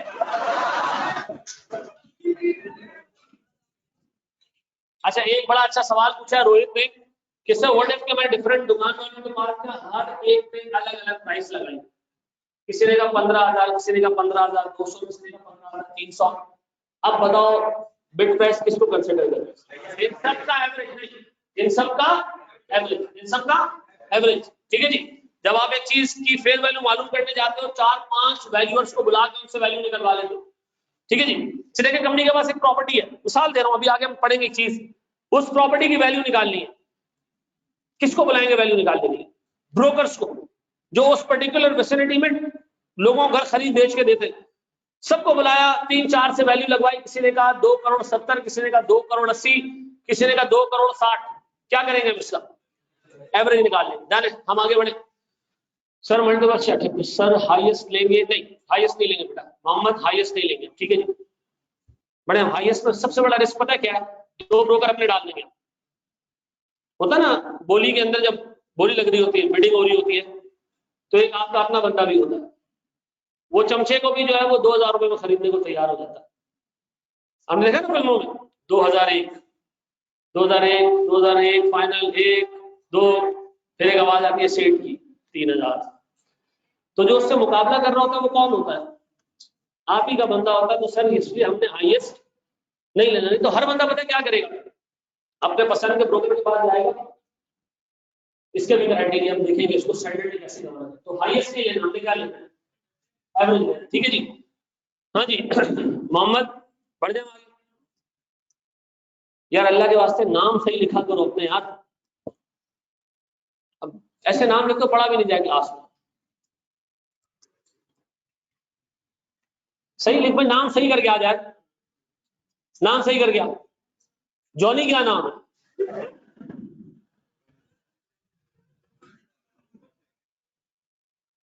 ये तस्वीर मुझे यहाँ से नजर नहीं आ रहा है वो गंजा है या नहीं, नाम देख के बता बता। चलो यार बगैर लाई में तुम लोग बनाया। नहीं नहीं तुम्हें नहीं कह रहा भाई मोहम्मद, तुम्हारा तुम्हारा तो सही नाम लिखा है बेटा। तुम्हारे से ऊपर दो सवालों पूछ चुका है, सर सर कह रहा है खाली। हाँ जी। अब मुझे एक बात बताओ सर, एक छोटा सा हिसाब किताब, सुनो सुनो सुनो। तो फेयर वैल्यू क्या रही? What is fair value? Fair value is the average bid price. क्या चीज? Average bid price. अच्छा, मैं अब आपको एक सवाल दे रहा हूँ सर, आपने मुझे उसका देना है जवाब। अच्छा मेरे प्यारे बच्चों, मुझे ये भी बताओ, एक हैंडआउट तुम्हारी तरफ में भेज रहा हूं, ऑनलाइन वालों चेक करो ये हैंडआउट तुम लोगों को मिला कि नहीं। अभी यहां से निकला है, अभी रास्ते में है, पहुंच गया। चेक करो तुम लोगों तक पहुंचा है? पहुंच गया? ऑनलाइन वालों पहुंच गया? अब ये फिजिकल वाले पूछ रहे हैं हमें कैसे मिलेगा? ये अभी आपको जो है ना वो सॉफ्ट कॉपी में मैं ग्रुप पे डाल दूंगा। ग्रुप पे हो ना सब? आपको पता ग्रुप पे कोई 400 लोग हैं, वो कोकाफ के जिन्नात हैं, आप लोग तो नहीं हो ना? कितने लोग जो अभी एआरटीटी के ग्रुप बनाए गए उसमें नहीं है? तो इसका मतलब ग्रुप डिलीट कर देते हैं, नए बनाते हैं जिसमें हमारे अपने बच्चे हो। ऐसे ही है ना? नहीं, उसी ग्रुप में आप लोग भी आ जाओ, मैं भी। कहाँ चला गया भाई? सर मुझे एक सवाल का आपने जवाब देना सर। शाबाश।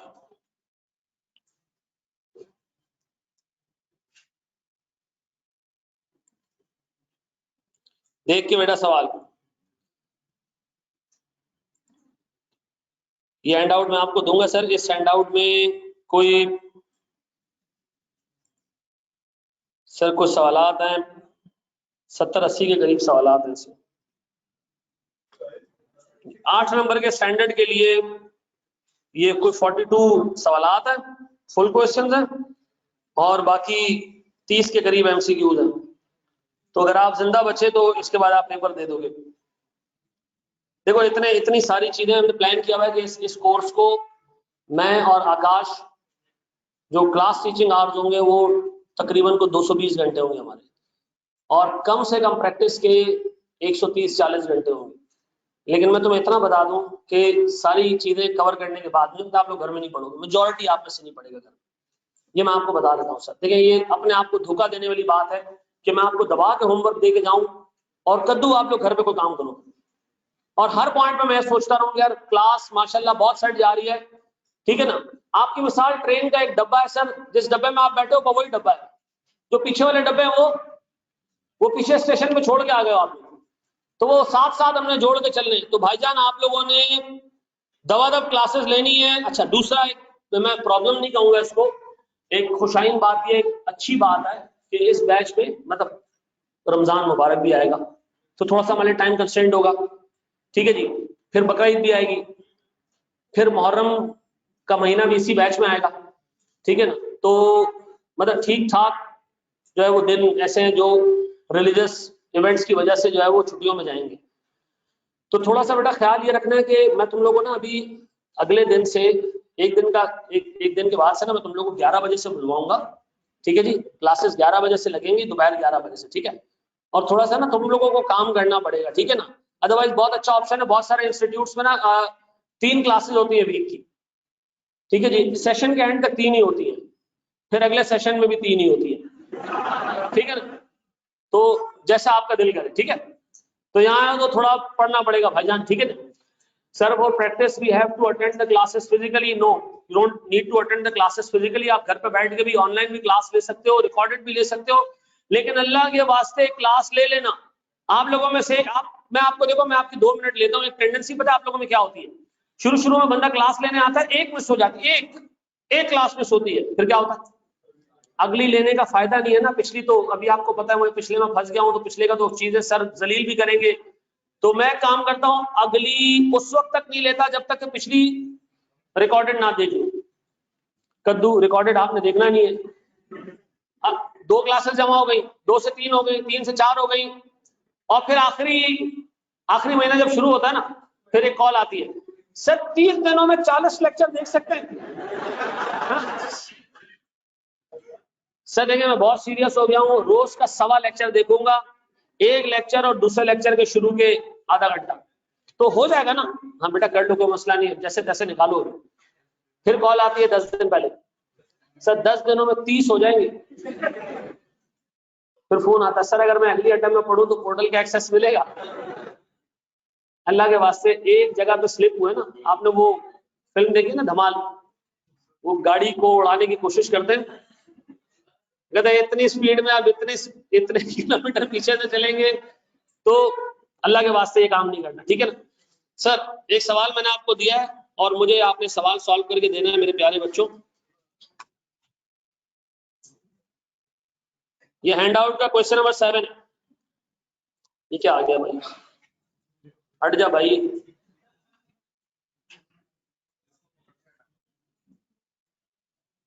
चलो शुरू हो जाओ। खुद सोचो, इसमें कुछ चीजें ऐसी हैं जो तुम लोगों को सोचनी पड़ेंगी, देखनी पड़ेंगी।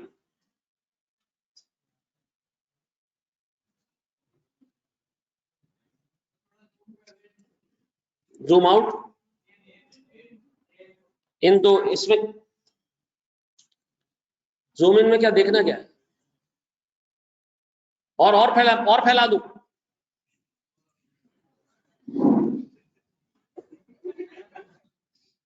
आजकल आ रही है वो टीवी में।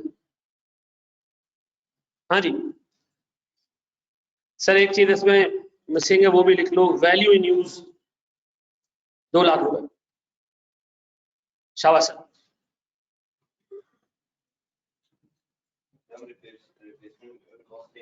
हाँ जी, अच्छा रिप्लेसमेंट कॉस्ट का मतलब क्या होता है?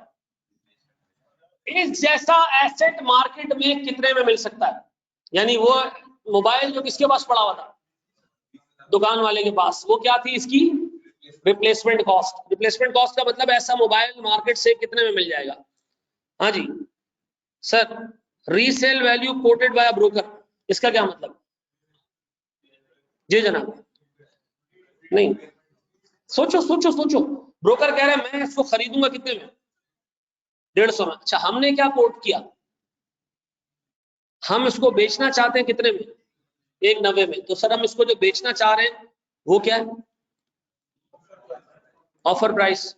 सामने वाली पार्टी इसको कितने में खरीदने पे तैयार है, वो क्या है, बिड प्राइस। सर इस जैसा एसेट मार्केट से नया कितने का मिलता है, वो क्या है सर। अब मुझे बताओ इसमें तो फेयर वैल्यू कौन सी है, इसमें तो फेयर वैल्यू कौन सी है, बिड प्राइस। वो प्राइस जिसपे मार्केट पार्टिसिपेंट इसको खरीदने को तैयार है। बताओ ब्रोकर इसको कितने में खरीदने को तैयार है, 150। हम कितने में बेचने को तैयार है, 190। तो ब्रोकर कहेगा जाओ कहीं और बेच दो। ठीक है जी सर, मैं अगर एक चीज की फेयर वैल्यू मालूम करने जाऊं, मैं कहूं ये रोस्टम बेचना है, दुकान वाले ने कहा कि 2000, मैंने कहा नहीं 2 करोड़, तो उसकी फेयर वैल्यू क्या होगी, वो जो वो कह रहा है या वो जो मैं कह रहा हूं, वो कहने वाला ना। तो सर फेयर वैल्यू हमेशा क्या होगी, सामने वाली पार्टी कितने में इसको खरीदने को तैयार है। शाबाश, उमैद बिल्कुल सही, कैप्टन साहब बिल्कुल सही, अहमद बिल्कुल सही, अरीशा बिल्कुल सही बेटा, सिराज बिल्कुल सही, बहाज, हाँ जी शाबाश शाबाश शाबाश शाबाश। हुजैफा बोलो 65 क्या है, ब्रिलियंट, जबरदस्त, बेहतरीन हो गया, बेहतरीन हो गया बेटा। हाँ जी शाबाश शाबाश शाबाश शाबाश बेटा, थोड़ा सा दिमाग लगाना है। ब्लॉन्ड भाई, वो ब्लॉन्ड हमारा भाई था, ब्लॉन्ड भाई समझ में आ रहा है, उसको ब्लॉन्ड इसलिए कह रहा हूं उसके बाल ब्लॉन्ड है। हाँ जी चलो जी बताएं सर, इस एसेट की कैरिंग अमाउंट 2,65,000। प्यारा भाई 265, प्लीज बोर्ड में, प्लीज बोर्ड में। फेयर वैल्यू 100 एंड पक्का 150 क्यों, क्योंकि सर ये वो वैल्यू जो किसने कोट की है। कोट करने का मतलब क्या होता है, लगाना, दाम लगाना। कोट करने का मतलब होता है बात करना, दाम लगाना, ठीक है। तो सर कितने कोट किए ब्रोकर ने value, 1.5 lakh. Sir cost to sell 12,000 पक्का, 138,000। ये आगे fair value less cost to sell. बताओ वैल्यू इन यूज कितनी है इसकी, 2 लाख। बताओ मैक्सिमम रिकवरी कितनी हो सकती है इससे, उसको क्या नाम दूंगा मैं, रिकवरेबल अमाउंट कितनी। अब बताओ सर, हर हाल में 2.65 तो रिकवर होते हुए नजर नहीं आ रहे, कितने रुपए रिकवर हो रहे हैं मैक्सिमम इसमें से, तो बताएं 65,000 की क्या है इसमें पेमेंट। सर क्या एंट्री पास करूं, कितने से, 60 और कितने से, ऐसा है मेरे बच्चों, पक्का। बड़े एक स्टेप आगे, कॉपी करें इसको, शाबाश। किसी का कोई सवाल इसके अंदर, कोई मसला इसके अंदर, कोई पंचायत इसके अंदर। Sir what if value in use is greater than carrying amount, sir we will not impair the asset. Replacement cost का मतलब हमसे ये होता है कि इस एसेट को अगर हम मतलब मार्केट में बेचने गए तो पता चला मार्केट में इसी जैसा एसेट, इसी जैसा, ये नहीं हाँ, इस जैसा एसेट कितने में मिल रहा है, कितने में मिल रहा है वो सर, 190 में मिल रहा है, कितने में, 160 में। ये इसका रिप्लेसमेंट कॉस्ट है, यानी इसी जैसा एसेट मार्केट में कितने में मिलेगा वो हमारे लिए रेलेवेंट नहीं है। But will we value the asset at higher, नहीं higher, we can not value asset at a value that is higher than the carrying amount. Carrying amount से ज्यादा आप एसेट को वैल्यू नहीं कर सकते। आपने ये पीडीएफ कौन से ग्रुप में भेजी है? मैंने बेटा उस पर ऑनलाइन भेजी, आपके पास जो चैट बॉक्स आ रहा है ना उसके ऊपर पड़ी हुई है। जो चैट बॉक्स आ रहा है ना आपके पास उसके बिल्कुल ऊपर ये फाइल आ रही होगी। जी बराबर।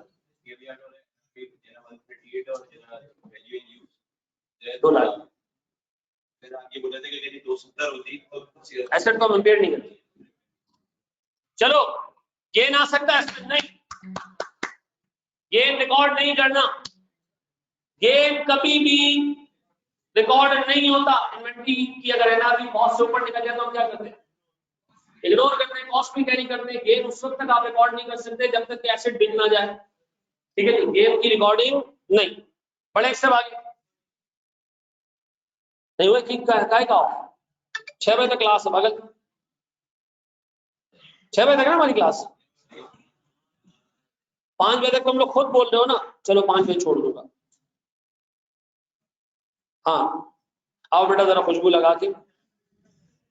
सर आप अच्छा एक चीज नोट करना, एक चीज नोट करना अच्छे तरीके से। मुझे एक बात बताओ, सुनो सुनो सुनो सुनो, इंपेयरमेंट बुक करने में स्टेप्स क्या होंगे? अगले सवाल में आपने अप्लाई करना। देखो सबसे पहले आप एक एसेट जिसकी आपने इंपेयरमेंट टेस्टिंग करनी है ना, उसको आपने नहलाना और धुलाना है। क्या करना है? नहलाना धुलाना। यानी क्या करना है? सबसे पहले उसकी डेप्रिसिएशन कैलकुलेट करनी है। किस डेट तक? जब इंपेयरमेंट बुक कर रहे हो ना उस डेट तक की डेप्रिसिएशन कैलकुलेट करनी। ठीक है जी, ये पहला स्टेप हो जाएगा। फिर दूसरा स्टेप, सर आप इसकी fair value less cost to sell मालूम कर लो। तीसरा स्टेप, वैल्यू इन यूज मालूम कर लो। चौथा स्टेप, इन दोनों में से जो हायर है वो रिकवरेबल अमाउंट मालूम कर लो। पांचवा स्टेप, कैरिंग अमाउंट को रिकवरेबल अमाउंट से कंपेयर करो और अगर जरूरत पड़ती है तो इंपेयरमेंट बुक करो, अदरवाइज नहीं। बिल्कुल बेटा bid price fair value Mohammed, market value and fair value are the same, बिल्कुल सेम, बिल्कुल सेम बरेगा, बिल्कुल सेम है।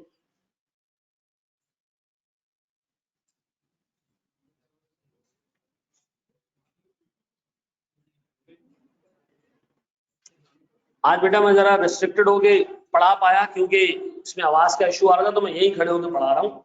ठीक है ना, मैं भी बीच में घूम नहीं रहा। ठीक है जी, क्या कह रहे हो बेटा? फोर्थ नंबर क्या है? रिकवरेबल अमाउंट, ये पूछ रहा हूँ। यानी इन दोनों को कंपेयर करेंगे बेटा, इसमें जो हायर होगा वो क्या होगा? Recoverable amount. वैल्यू इन, पहला है जनाब डेप्रिसिएशन बुक कर लो, fair value less cost to sell निकाल लो, वैल्यू इन यूज निकाल लो, रिकवरेबल अमाउंट निकाल लो। फिर सर कैरिंग अमाउंट और रिकवरेबल अमाउंट को कंपेयर करके इंपेयरमेंट निकाल। सर तो एनआरवी और इंपेयरमेंट में क्या डिफरेंस है? कोई डिफरेंस नहीं है। एनआरवी इन्वेंट्री के लिए होती है और यहाँ इंपेयरमेंट जो है वो पीपीई के लिए होता है। ठीक है, इसी तरह आप लोगों ने एक और चीज भी पढ़ी है, बैड डेट्स। बैड डेट्स क्या है? वो रिसीवेबल का इंपेयरमेंट है। एनआरवी लॉस क्या है? इन्वेंट्री का इंपेयरमेंट है। ठीक है जी, और पीपी जो है वो पीपी की इंपेयरमेंट है। सब ये इंपेयरमेंट जो पीपी की इंपेयरमेंट। जी मेरा बच्चा, यार एक मिनट सवाल सुनने तो बचेगा। जी मेरा बच्चा,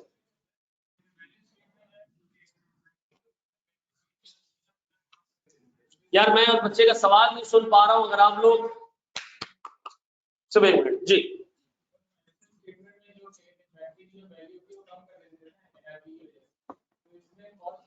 बिल्कुल चेंज हो जाएगी। हम यहाँ पर जो है वो पीपी को 265 की जगह 2 लाख पे दिखाएंगे।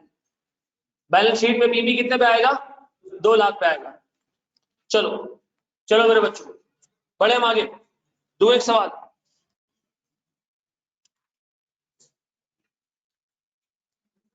सर ये हमने कॉपी कर लिया था ना।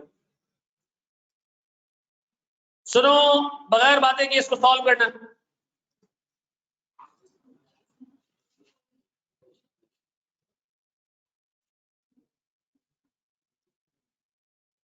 चलो जी, सर ये सवाल हमारे सामने, मैं इसको रीड कर रहा हूँ, मैं इसको रीड कर रहा हूँ, तमाम लोग सुन रहे हैं। ये कह रहे हैं एबीसी लिमिटेड परचेज जनवरी 2019। डेट देख लो, डेट देख लो कब की है? 1 जनवरी 2019 की है। ठीक है, ये cost of rupees 3 million. Million कैसे लिखते हैं? एक मिनट सर, ये है मेरे पास थाउजेंड्स। ठीक है जी,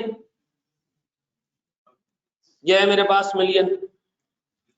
ठीक है जी, सीधे हाथ से 3 जीरो पे 1000 हो जाएगा, अगले 3 जीरो पे मिलियन हो जाएगा।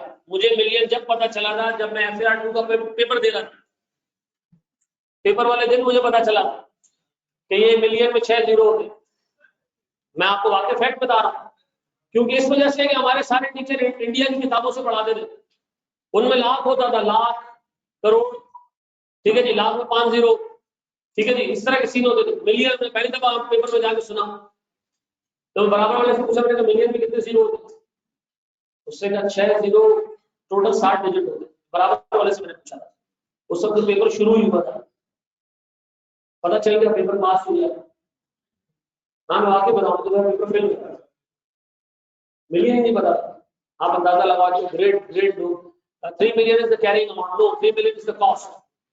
फिर and is depreciated using सीधी लकीर का तरीका on 31 दिसंबर 2021, किस तारीख की बात हो रही है, खरीदा कब था, 2019 में, इम्पेयरमेंट कब टेस्ट हो रही है, 2021 में। कितने साल हो चुके, कितने साल हो चुके, 19 और 21 में 3 साल हो गए। हाँ सर 3 साल हो गए सर, 19 भी पूरा, 20 भी पूरा, 21 भी पूरा। अच्छा सर आपने बता दिया तो मैं तो 2 साल में सवाल में कर देता था जी। अब अल्लाह सर कितने साल है, 3 साल। सच बताना, झूठ नहीं बोलना, अल्लाह झूठों पे लानत रखता है। कितने लोगों को 2 साल नजर आया था, सच बताना, कितने लोगों को ये 2 साल लगे थे, आप तो सब बोलेंगे 3 साल है। आगे बढ़े, वो कह रहे हैं asset showed estimation of impairment and impairment test was carried out. The test yielded the following information. हाँ भाई टेस्ट क्या बता रहा है, वैल्यू न्यूज लिखना है, फेयर वैल्यू लिखना है, कॉस्ट का लिखना है। मुझे बताओ इन तीनों वैल्यूज को मैं 3 मिलियन से कंपेयर करूं, नहीं नहीं नहीं नहीं, 3 मिलियन क्या है, कॉस्ट है। पहले 3 मिलियन को क्या करोगे, डेप्रिशिएट करोगे। शाबाश करके देखो, शाबाश शाबाश शाबाश शाबाश बेटा, शाबाश शाबाश मेरे बच्चों, शाबाश।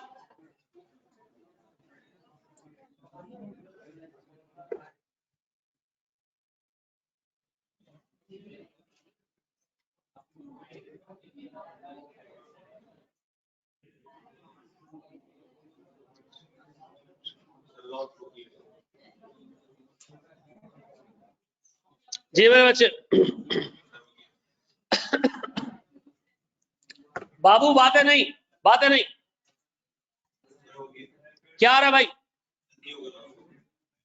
हाँ जी, नो इम्पेयरमेंट पक्का। अच्छा गेन रिकॉर्ड नहीं करेंगे, हाँ ये दिमाग में रखना। अच्छा भाई स्टैंडर्ड के सारे समरी लेक्चर्स, जब ये स्टैंडर्ड आप खत्म कर लोगे, स्टैंडर्ड में हमारी लगेंगी 5 से 6 क्लासेस। इस 6 क्लासेस के बाद आपको मैं दूंगा एक समरी लेक्चर का सेट।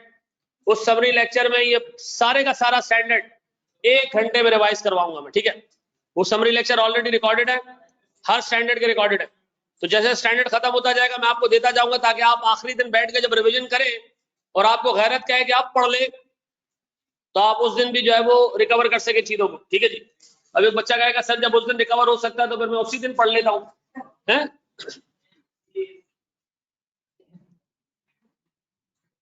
पार्ट टाइम में वो बर्तन वर्तन बेचते ना, करोगे बाहर आता पुराने बर्तन ले लें, और बहुत सारी तुम लोगों से जो है वो चीजें बोलनी है, लेकिन जरा मैं खुल के नीचे आ सकूं ना, अभी मैं बंदा हूं यहाँ पे जी। नो लॉस पक्का, बताएं सर एसेट की कॉस्ट कितनी थी, 3 क्या 3 मिलियन। आप बताएं डेप्रिसिएशन कितने साल का, सर डेप्रिसिएशन 2019 का भी, 2020 का भी और 2021 का भी। कितना जी, कितने, 1 साल का डेप्रिसिएशन है कितना, 10 साल में कितना आता है, 3 लाख, 3 लाख, 3 लाख और 3 लाख। अरे भाई नेट कितना बचा, कितना 2.1 मिलियन। अब बता इसको कंपेयर करते हैं किससे, ये वैल्यू इन यूज है, ये fair value less cost to sell है। अब बताएं दोनों में से हायर कौन सा है, कुछ कह रहे हैं मुझे तो दोनों एक ही लग रहे हैं। हाँ जी दोनों में से हायर कौन सा है?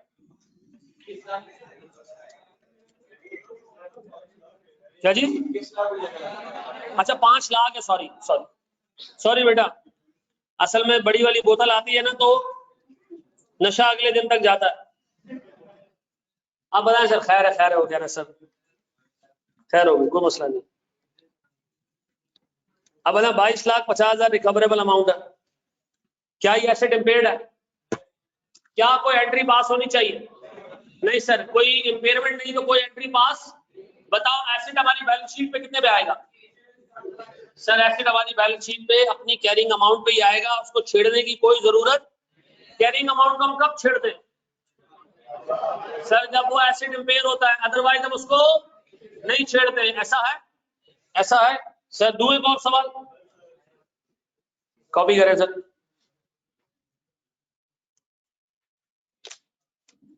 चलो जी मैं सवाल पूछता जाता हूँ, आप लोग कॉपी भी करें।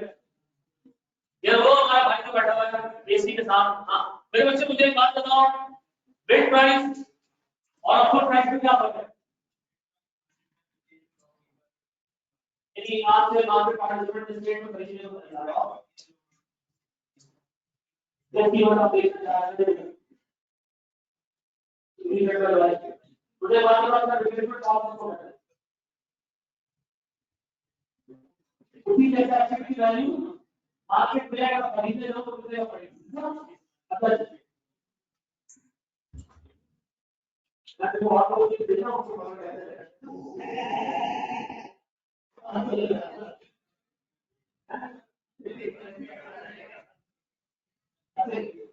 मुझे एक बताओ, हमारे पास अगर एक एसेट की कैरी अमाउंट कितने अमाउंट का टैक्स हुआ है, लेकिन वहां कवर अमाउंट से कम है। अगर कैरी अमाउंट कवर अमाउंट से कम है तो क्या है पास है? अगर सुनो केयरफुली, अगर कैरी अमाउंट रिकवरेबल अमाउंट से कम है, कवर अमाउंट जानते हैं पेमेंट की पेमेंट पास ऐसे मतलब आता है कि कैरी अमाउंट ज्यादा है और रिकवरेबल अमाउंट कम है। ऐसा बड़े हम आगे बेटा, मैं ऐसे पीछे गया था चक्कर लगाने के लिए कि बच्चे पढ़ रहे हैं, ऐसे बैठे आप लोग टेंशन नहीं लें। सर क्वेश्चन प्लीज बोर्ड में सुनो। अच्छा आखिरी चीज हम पढ़ रहे हैं छुट्टी से पहले, आखिरी चीज हम पढ़ रहे हैं छुट्टी से पहले, लास्ट चीज, ठीक है जी, गौर से देखना सर। मुझे एक बात बताएं, एक चीज है कॉस्ट टू सर, ठीक है जी, कॉस्ट टू सेल का मतलब क्या है? अच्छा एक बच्चे ने और पूछा, जरा रुक जाओ, एक बच्चा और पूछ रहा है कि सर यहाँ इंपेयरमेंट क्यों नहीं है? अच्छा मुझे एक बात बताओ रितिका, यहाँ इंपेयरमेंट बुक करने का इसलिए कोई लॉजिक नहीं है कि 21 लाख रुपए की कैरिंग अमाउंट है, हम इंशाल्लाह इसको चला के इससे ज्यादा ही कमा लेंगे, तो क्या मैं ये कह सकता हूँ कि मेरा एसेट इंपेयर हो चुका है, उसकी वैल्यू कम हो चुकी है? ये तो बात नहीं हो सकती ना। वैल्यू कम कब होती? जब रिकवरेबल अमाउंट कम आ रहा होता, मैं कहता भाई इस एसेट को कैरिंग अमाउंट पे कैरी करना सही नहीं है। रिकवरेबल अमाउंट कम आ रही है तो एसेट को हमें क्या कर देना चाहिए? कम कर देना चाहिए, ज्यादा पे हम कोई गेन बुक नहीं करेंगे। हाँ मैं ये कहूंगा इस सिचुएशन को देख के कि इसमें कोई इंपेयरमेंट लॉस नहीं है, इंपेयरमेंट गेन नाम की कोई चीज नहीं होती, ठीक है जी, इंपेयरमेंट गेन नाम की कोई चीज नहीं होती। आप एक डॉक्टर के पास गए, डॉक्टर आपको एक जवाब देगा, या आप बीमार हो या नहीं हो, वो आपको ही नहीं बताएगा कि आप इतने जो है वो तगड़े हो गए कि आप 2 शादियां कर सकते हो, नहीं, आपको क्या बताएगा? खाली बीमार हो या नहीं, ठीक है जी। तो ये एनालिसिस आपको क्या बताएगा कि एसेट इंपेयर्ड है या नहीं, ठीक है जी। आप मुझे नहीं देखो, लोगों की पर्सनल लाइफ में तुम लोग घुसने का बहुत शौक है यार, आप ऐसी मिसाल ही क्यों देते हैं सर? देखिए कॉस्ट टू सेल का मतलब क्या है? शकीब आवाज आ रही है तुम्हें? आवाज आ रही है भाई? आवाज आ रही है? चलो जी, चलो मेरे बच्चों, चलो चलो जी, माशाल्लाह हम 150 ऑनलाइन भी हो गए और तकरीबन 200 क्लास में बैठे, तो हाँ ये 250 लोगों के बैठने की जगह है, 50 कुर्सियां खाली होंगी इसमें। कोरोना तो बेटा ARTT वालों को होता ही नहीं है, ये अल्लाह की कसम हम तस्वीर डालेंगे ना, 4 लोग आउट ऑफ कंसर्न, ये नहीं कि वो मतलब जल रहे होंगे, आउट ऑफ कंसर्न पूछेंगे कि यार लोग ऐसे बैठे हुए हैं, तुम्हें कोरोना नहीं होता क्या बेटा? सर आपने क्यों उतारा हुआ मास्क? पहले आप अपना बताएं।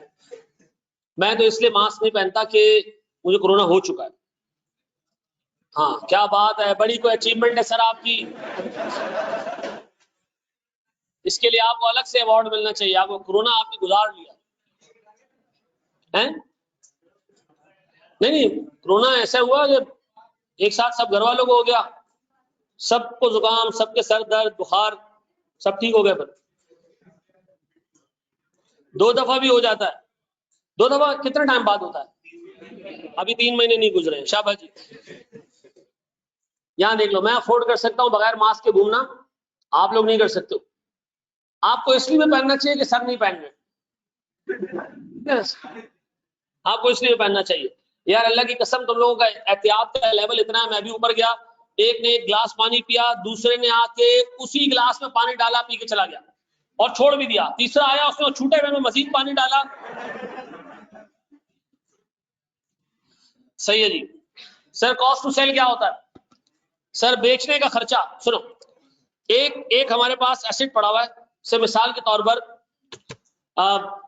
तौर पर किसी एक बच्चे की हम जो है वो मतलब उस पर कहानी रख के सुना देते हैं। किस पे सुनाएं? नहीं शामिर का बहुत हो गया मामला। यहाँ देखिए, कौन सा बोल्डन? अच्छा सन्नाटा। चलो सन्नाटा भाई जो है वो, सन्नाटा भाई ने एक बेड खरीदा था, फर्नीचर खरीदा था पूरे कमरे का। इस आश्रय में घर वाले शादी करा देंगे, तो घर वालों ने इरादा किया, लड़की वालों ने मना कर दिया कि बच्चा भी बहुत छोटा है इसको। तो अब सन्नाटा भाई ये सोच रहे हैं कि ये जो फर्नीचर घर में पड़ा है ना, ये मैं बेच देता हूं, ठीक है ना, क्योंकि इसको देख देख के दिल जलेगा। अब सुनो जरा दोस्त, बिल्कुल खामोश। अब ये फर्नीचर है सर, ये लेके जाना है सर, मार्केट लेके जाना है, सदर में बेचना है हमने इसको लाके, ठीक है जी। अब और सुनना दोस्त, हुआ ये कि सर इसने फर्नीचर उठा के डाला एक ट्रक पे, ठीक है जी, ठीक है जी।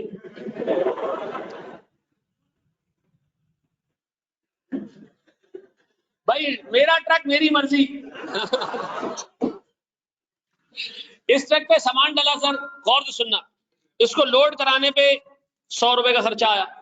गौर सुनो, ये ट्रक सर चल के सदर पहुंचा, ट्रक वाले को हमने दिए 300 रुपए। गौर से सुनना, मुझे बताओ ये क्या है? लोडिंग चार्जेस है। ये क्या है सर? Transportation charges. सर यहाँ ट्रक से अनलोड किया हमने इस सारे फर्नीचर को, अनलोडिंग चार्जेस आ गए। अनलोडिंग चार्जेस हमने सर 200 रुपए पे किए, ठीक है जी। अनलोडिंग इसके ज्यादा पे किए कि एहतियात से सामान उतारो, उसने कहा बस दिल जल रहा है आप उतार के। अब सर जब हम सदर में पहुंचे ना, तो मार्केट में हम इसको बेचने गए तो हमें एक ब्रोकर मिला। ब्रोकर ने कहा सर आप जिस बंदे को भी जाके बेचोगे ना, आपको पैसे बहुत कम मिलेंगे, आप एक काम करो, मुझे अपॉइंट करो, मैं आपका सामान बेच के देता हूं, ठीक है जी, आप मुझे ब्रोकरेज दे देना कोई 300 रुपए की, मैं आपको सामान बिकवा के दे देता हूँ। अच्छा मैंने सामान, ये सन्नाटा भाई ने सामान बिकवा दिया। सर ये सामान बिका से 50,000 रुपए का। कितने का? 50,000 रुपए का। 50,000 क्या है सर मेरे पास, फेयर वैल्यू है, ऐसे ही है ना। अब और सुनो, सन्नाटा भाई जब रास्ते में घर वापस आ रहे थे तो इनको लगा कि पूरा मोहल्ला ये कहेगा कि फर्नीचर बेच दिया है, अब क्या करोगे? तो इसने क्या किया, अपनी इमेज रिस्टोर करने के लिए किताबें खरीद ली कुछ, कि मैं इलाके वालों को ये कहूंगा कि भाई मैंने पढ़ाई करनी थी तो मैंने शादी पोस्टपोन कर दी, ठीक है जी। हाँ मैं सीए कर रहा हूँ, जिंदगी से बेजार। 3,000 रुपए की इससे किताबें ले ली। अब और सुनो, मुझे बताओ क्या ये लोडिंग चार्जेस इस एसेट को बेचने के लिए जरूरी थे? Yes sir. क्या ये ट्रांसपोर्टेशन कॉस्ट इसको बेचने के लिए जरूरी थी? Yes sir. क्या ये ब्रोकर को जो हमने सर 300 रुपए दिए ये जरूरी थे? यस सर, क्योंकि इस मार्केट में ब्रोकर के बगैर शायद चीज नहीं बिकती। सर क्या ये अनलोडिंग चार्जेस जरूरी थे? Yes sir. क्या ये किताबों का खर्चा जरूरी था? No sir, no sir. अच्छा जब ये वापस आया घर तो इसने देखा कि सर फर्नीचर निकलने के बाद ना घर बहुत सूना सूना लग रहा है, ठीक है जी, खुद भी सन्नाटा, घर भी सूना सूना। तो इसने क्या किया सर, और सुनो, इसने 2 चारपाई भी खरीद ली। 2 क्यों खरीदी? उसका खर्चा आया 2000। अब सुनो सर, आपसे स्टैंडर्ड कहता है वो सारे खर्चे जो एसेट को बेचने के लिए जरूरी है वो आपने कॉस्ट टू सेल में डालने। जो अपनी इमेज को रिस्टोर करने के लिए या इमेज को बेहतर बनाने के लिए, क्योंकि आप एक एसेट बेचोगे तो मार्केट में एक अफवाह उड़ेगी कि इनका बिजनेस नहीं चल रहा, ठीक है जी। अक्सर और बेशतर जब कंपनी बड़े एसेट्स बेचती है तो फिर इमेज रिस्टोर करने के लिए मार्केटिंग करती है, ठीक है जी, दबा के मार्केटिंग करती है ताकि लोगों के जहनों में ये ना है कि यार इनके एसेट्स बिक रहे हैं, इनके हालात अच्छे नहीं है। तो सर ये इमेज रेस्टोरेशन की कॉस्ट ये कभी भी कॉस्ट टू सेल का पार्ट नहीं बनती है। अच्छा सर, एक एसेट निकाल के आप ले गए हो बेचने के लिए, वहां जगह हो गई थोड़ी बहुत खराब, आपने उस जगह को हल्का फुल्का सही करवा दिया, सर ये भी कॉस्ट टू सेल में नहीं आएगा, क्योंकि सर ये एसेट बेचने का खर्चा नहीं है, ये दूसरे एसेट ला के उस जगह को पुर करने का खर्चा है। तो सर 2 खर्चे नहीं आएंगे, कौन से? सर एक मार्केटिंग कॉस्ट जो इमेज रेस्टोरेशन के लिए आप पे करोगे, और दूसरा सर जब आपके पास से वो एसेट बिक जाएगा तो साइट को साफ करवाने और करने का खर्चा, ये कॉस्ट टू सेल का पार्ट नहीं बनेगा। इसके अलावा वो सारे खर्चे जो किसके लिए जरूरी है, एसेट को बेचने के लिए ट्रांसपोर्टेशन कॉस्ट आएगी, लोडिंग कॉस्ट आएगी, अनलोडिंग कॉस्ट आएगी, ब्रोकरेज आएगा, ऐसा है। अब सुनो जरा दोस्त, सन्नाटा साहब जब घर पहुंचे तो इनके मोबाइल पे फोन आया कि ये फर्नीचर बेचने आप आए हो। मैंने कहा जी सर मैं फर्नीचर बेच के गया हूँ। उसने कहा आप थाने चक्कर लगाएं। सन्नाटा थाने चला गया। उन्होंने कहा भाई जो भी बंदा अपने घर का फर्नीचर बेचता है, यहाँ का कानून है कि उसको लीगल चार्जेस पे करने पड़ते हैं 500 रुपए। इसने कहा किस चीज के लीगल चार्जेस? उसने कहा भाई फर्नीचर बेचने का मतलब है या तो घर में झगड़ा हो गया है या बेगम मर गई है, तो क्या हुआ है वो जरा एक्सप्लेन करें। इन्होंने कहा भाई मैं शादी करना चाहता, मैंने इरादा तर्क कर दिया। तो पुलिस वालों ने कहा यार 500 रुपए की जगह हम 300 ले लेंगे, लेकिन बात सच्ची बता, ठीक है ना। इससे कहा नहीं भाई यही है कि मैं मतलब शादी वादी ड्रॉप हो गई है। तो ठीक है, उसने कहा ठीक है सर ये हमारे लीगल चार्जेस हैं, जो भी डिस्पोजल की ट्रांजेक्शन होती है हम उस डिस्पोजल की ट्रांजेक्शन को लीगली रजिस्टर करते हैं अपने पास। क्या करते हैं? रजिस्टर करते हैं कि भाई ये एसेट अब फला बंदे के पास से निकल के किसके पास चला गया, दूसरे बंदे। आप लोग घर बेचते हो, आपको रजिस्ट्रेशन करवानी पड़ती है, करवाते हो ना। जो बंदा खरीदता है वो भी आपके साथ जाता है, आप भी जाते हो और लीगल डॉक्यूमेंटेशन बनवाते हो, रजिस्टर में लिखवाते हो कि ये एसेट अब फला से निकल के फला के पास चला गया। हसन मैं भी डिसमेंटलिंग की बात नहीं कर रहा, वो आगे आएगा, ठीक है। अब बताएं सर लीगल चार्जेस क्या जरूरी है? हाँ सर जरूरी है, क्योंकि हम जिस इलाके में काम कर रहे हैं वहां पर ये लीगल चार्जेस पे करना, घर बेचते हैं लीगल चार्जेस हमें पे करना पड़ते हैं। अब बताओ सर मेरे पास सारे के सारे कॉस्ट जो एसेट को बेचने के लिए जरूरी है वो सब आएंगी, सिवाय सर इमेज रेस्टोरेशन के। और सर जब आपके पास से एसेट निकल जाए उसकी जगह पुर करने के लिए सर अगर आप कोई काम करवाते हो ये चीज हमारे लिए रेलेवेंट नहीं होगी। ऐसा है? पक्का? अश्योर? कर लोगे मैनेज? अच्छा जी, अब मुझे एक चीज ये बताओ प्यारे बच्चों, क्या आज का लेक्चर समझ आया तुम लोग? पक्का?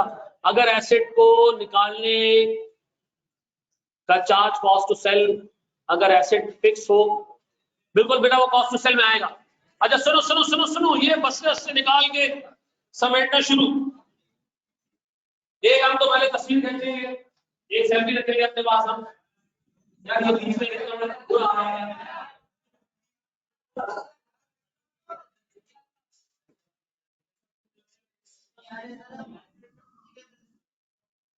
आगे बेटा सब आ रहे, आगे बेटा मैं तेरे पास आ रहा हूँ।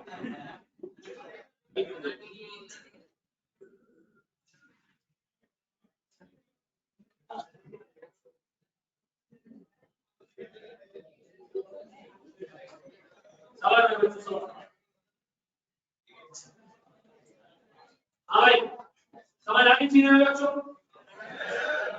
चलो ये आप लोग छुट्टी करें, ये आप लोगों को मैं ऑनलाइन ये ग्रुप पे डाल रहा हूँ। अच्छा जिस बंदे के पास जो सुनो सुनो, ये जो बंदा ग्रुप पे नहीं है मैं ग्रुप का लिंक दोबारा आपकी वॉल पे भी शेयर कर रहा हूँ और बाकी जितनी भी सोशल मीडिया की जगह आप सब पे शेयर कर रहा हूँ, आपको ग्रुप पे आ जाता है मैं ये डाल, ठीक है जी। इम्पेयरमेंट लॉ जब हम शेयर होल्डर को बताते हैं तो गेन भी तो मेंशन करना चाहिए, नहीं गेम जब होगा हम उसको तब बताएंगे, पहले से हम उसको नहीं बताते। ज्यादा बिल्कुल सही बेटा, मैं कर रहा हूँ। 4 टॉपिक पढ़ाएगा, बाकी सारे मैंने पढ़ाने। Thank you ji.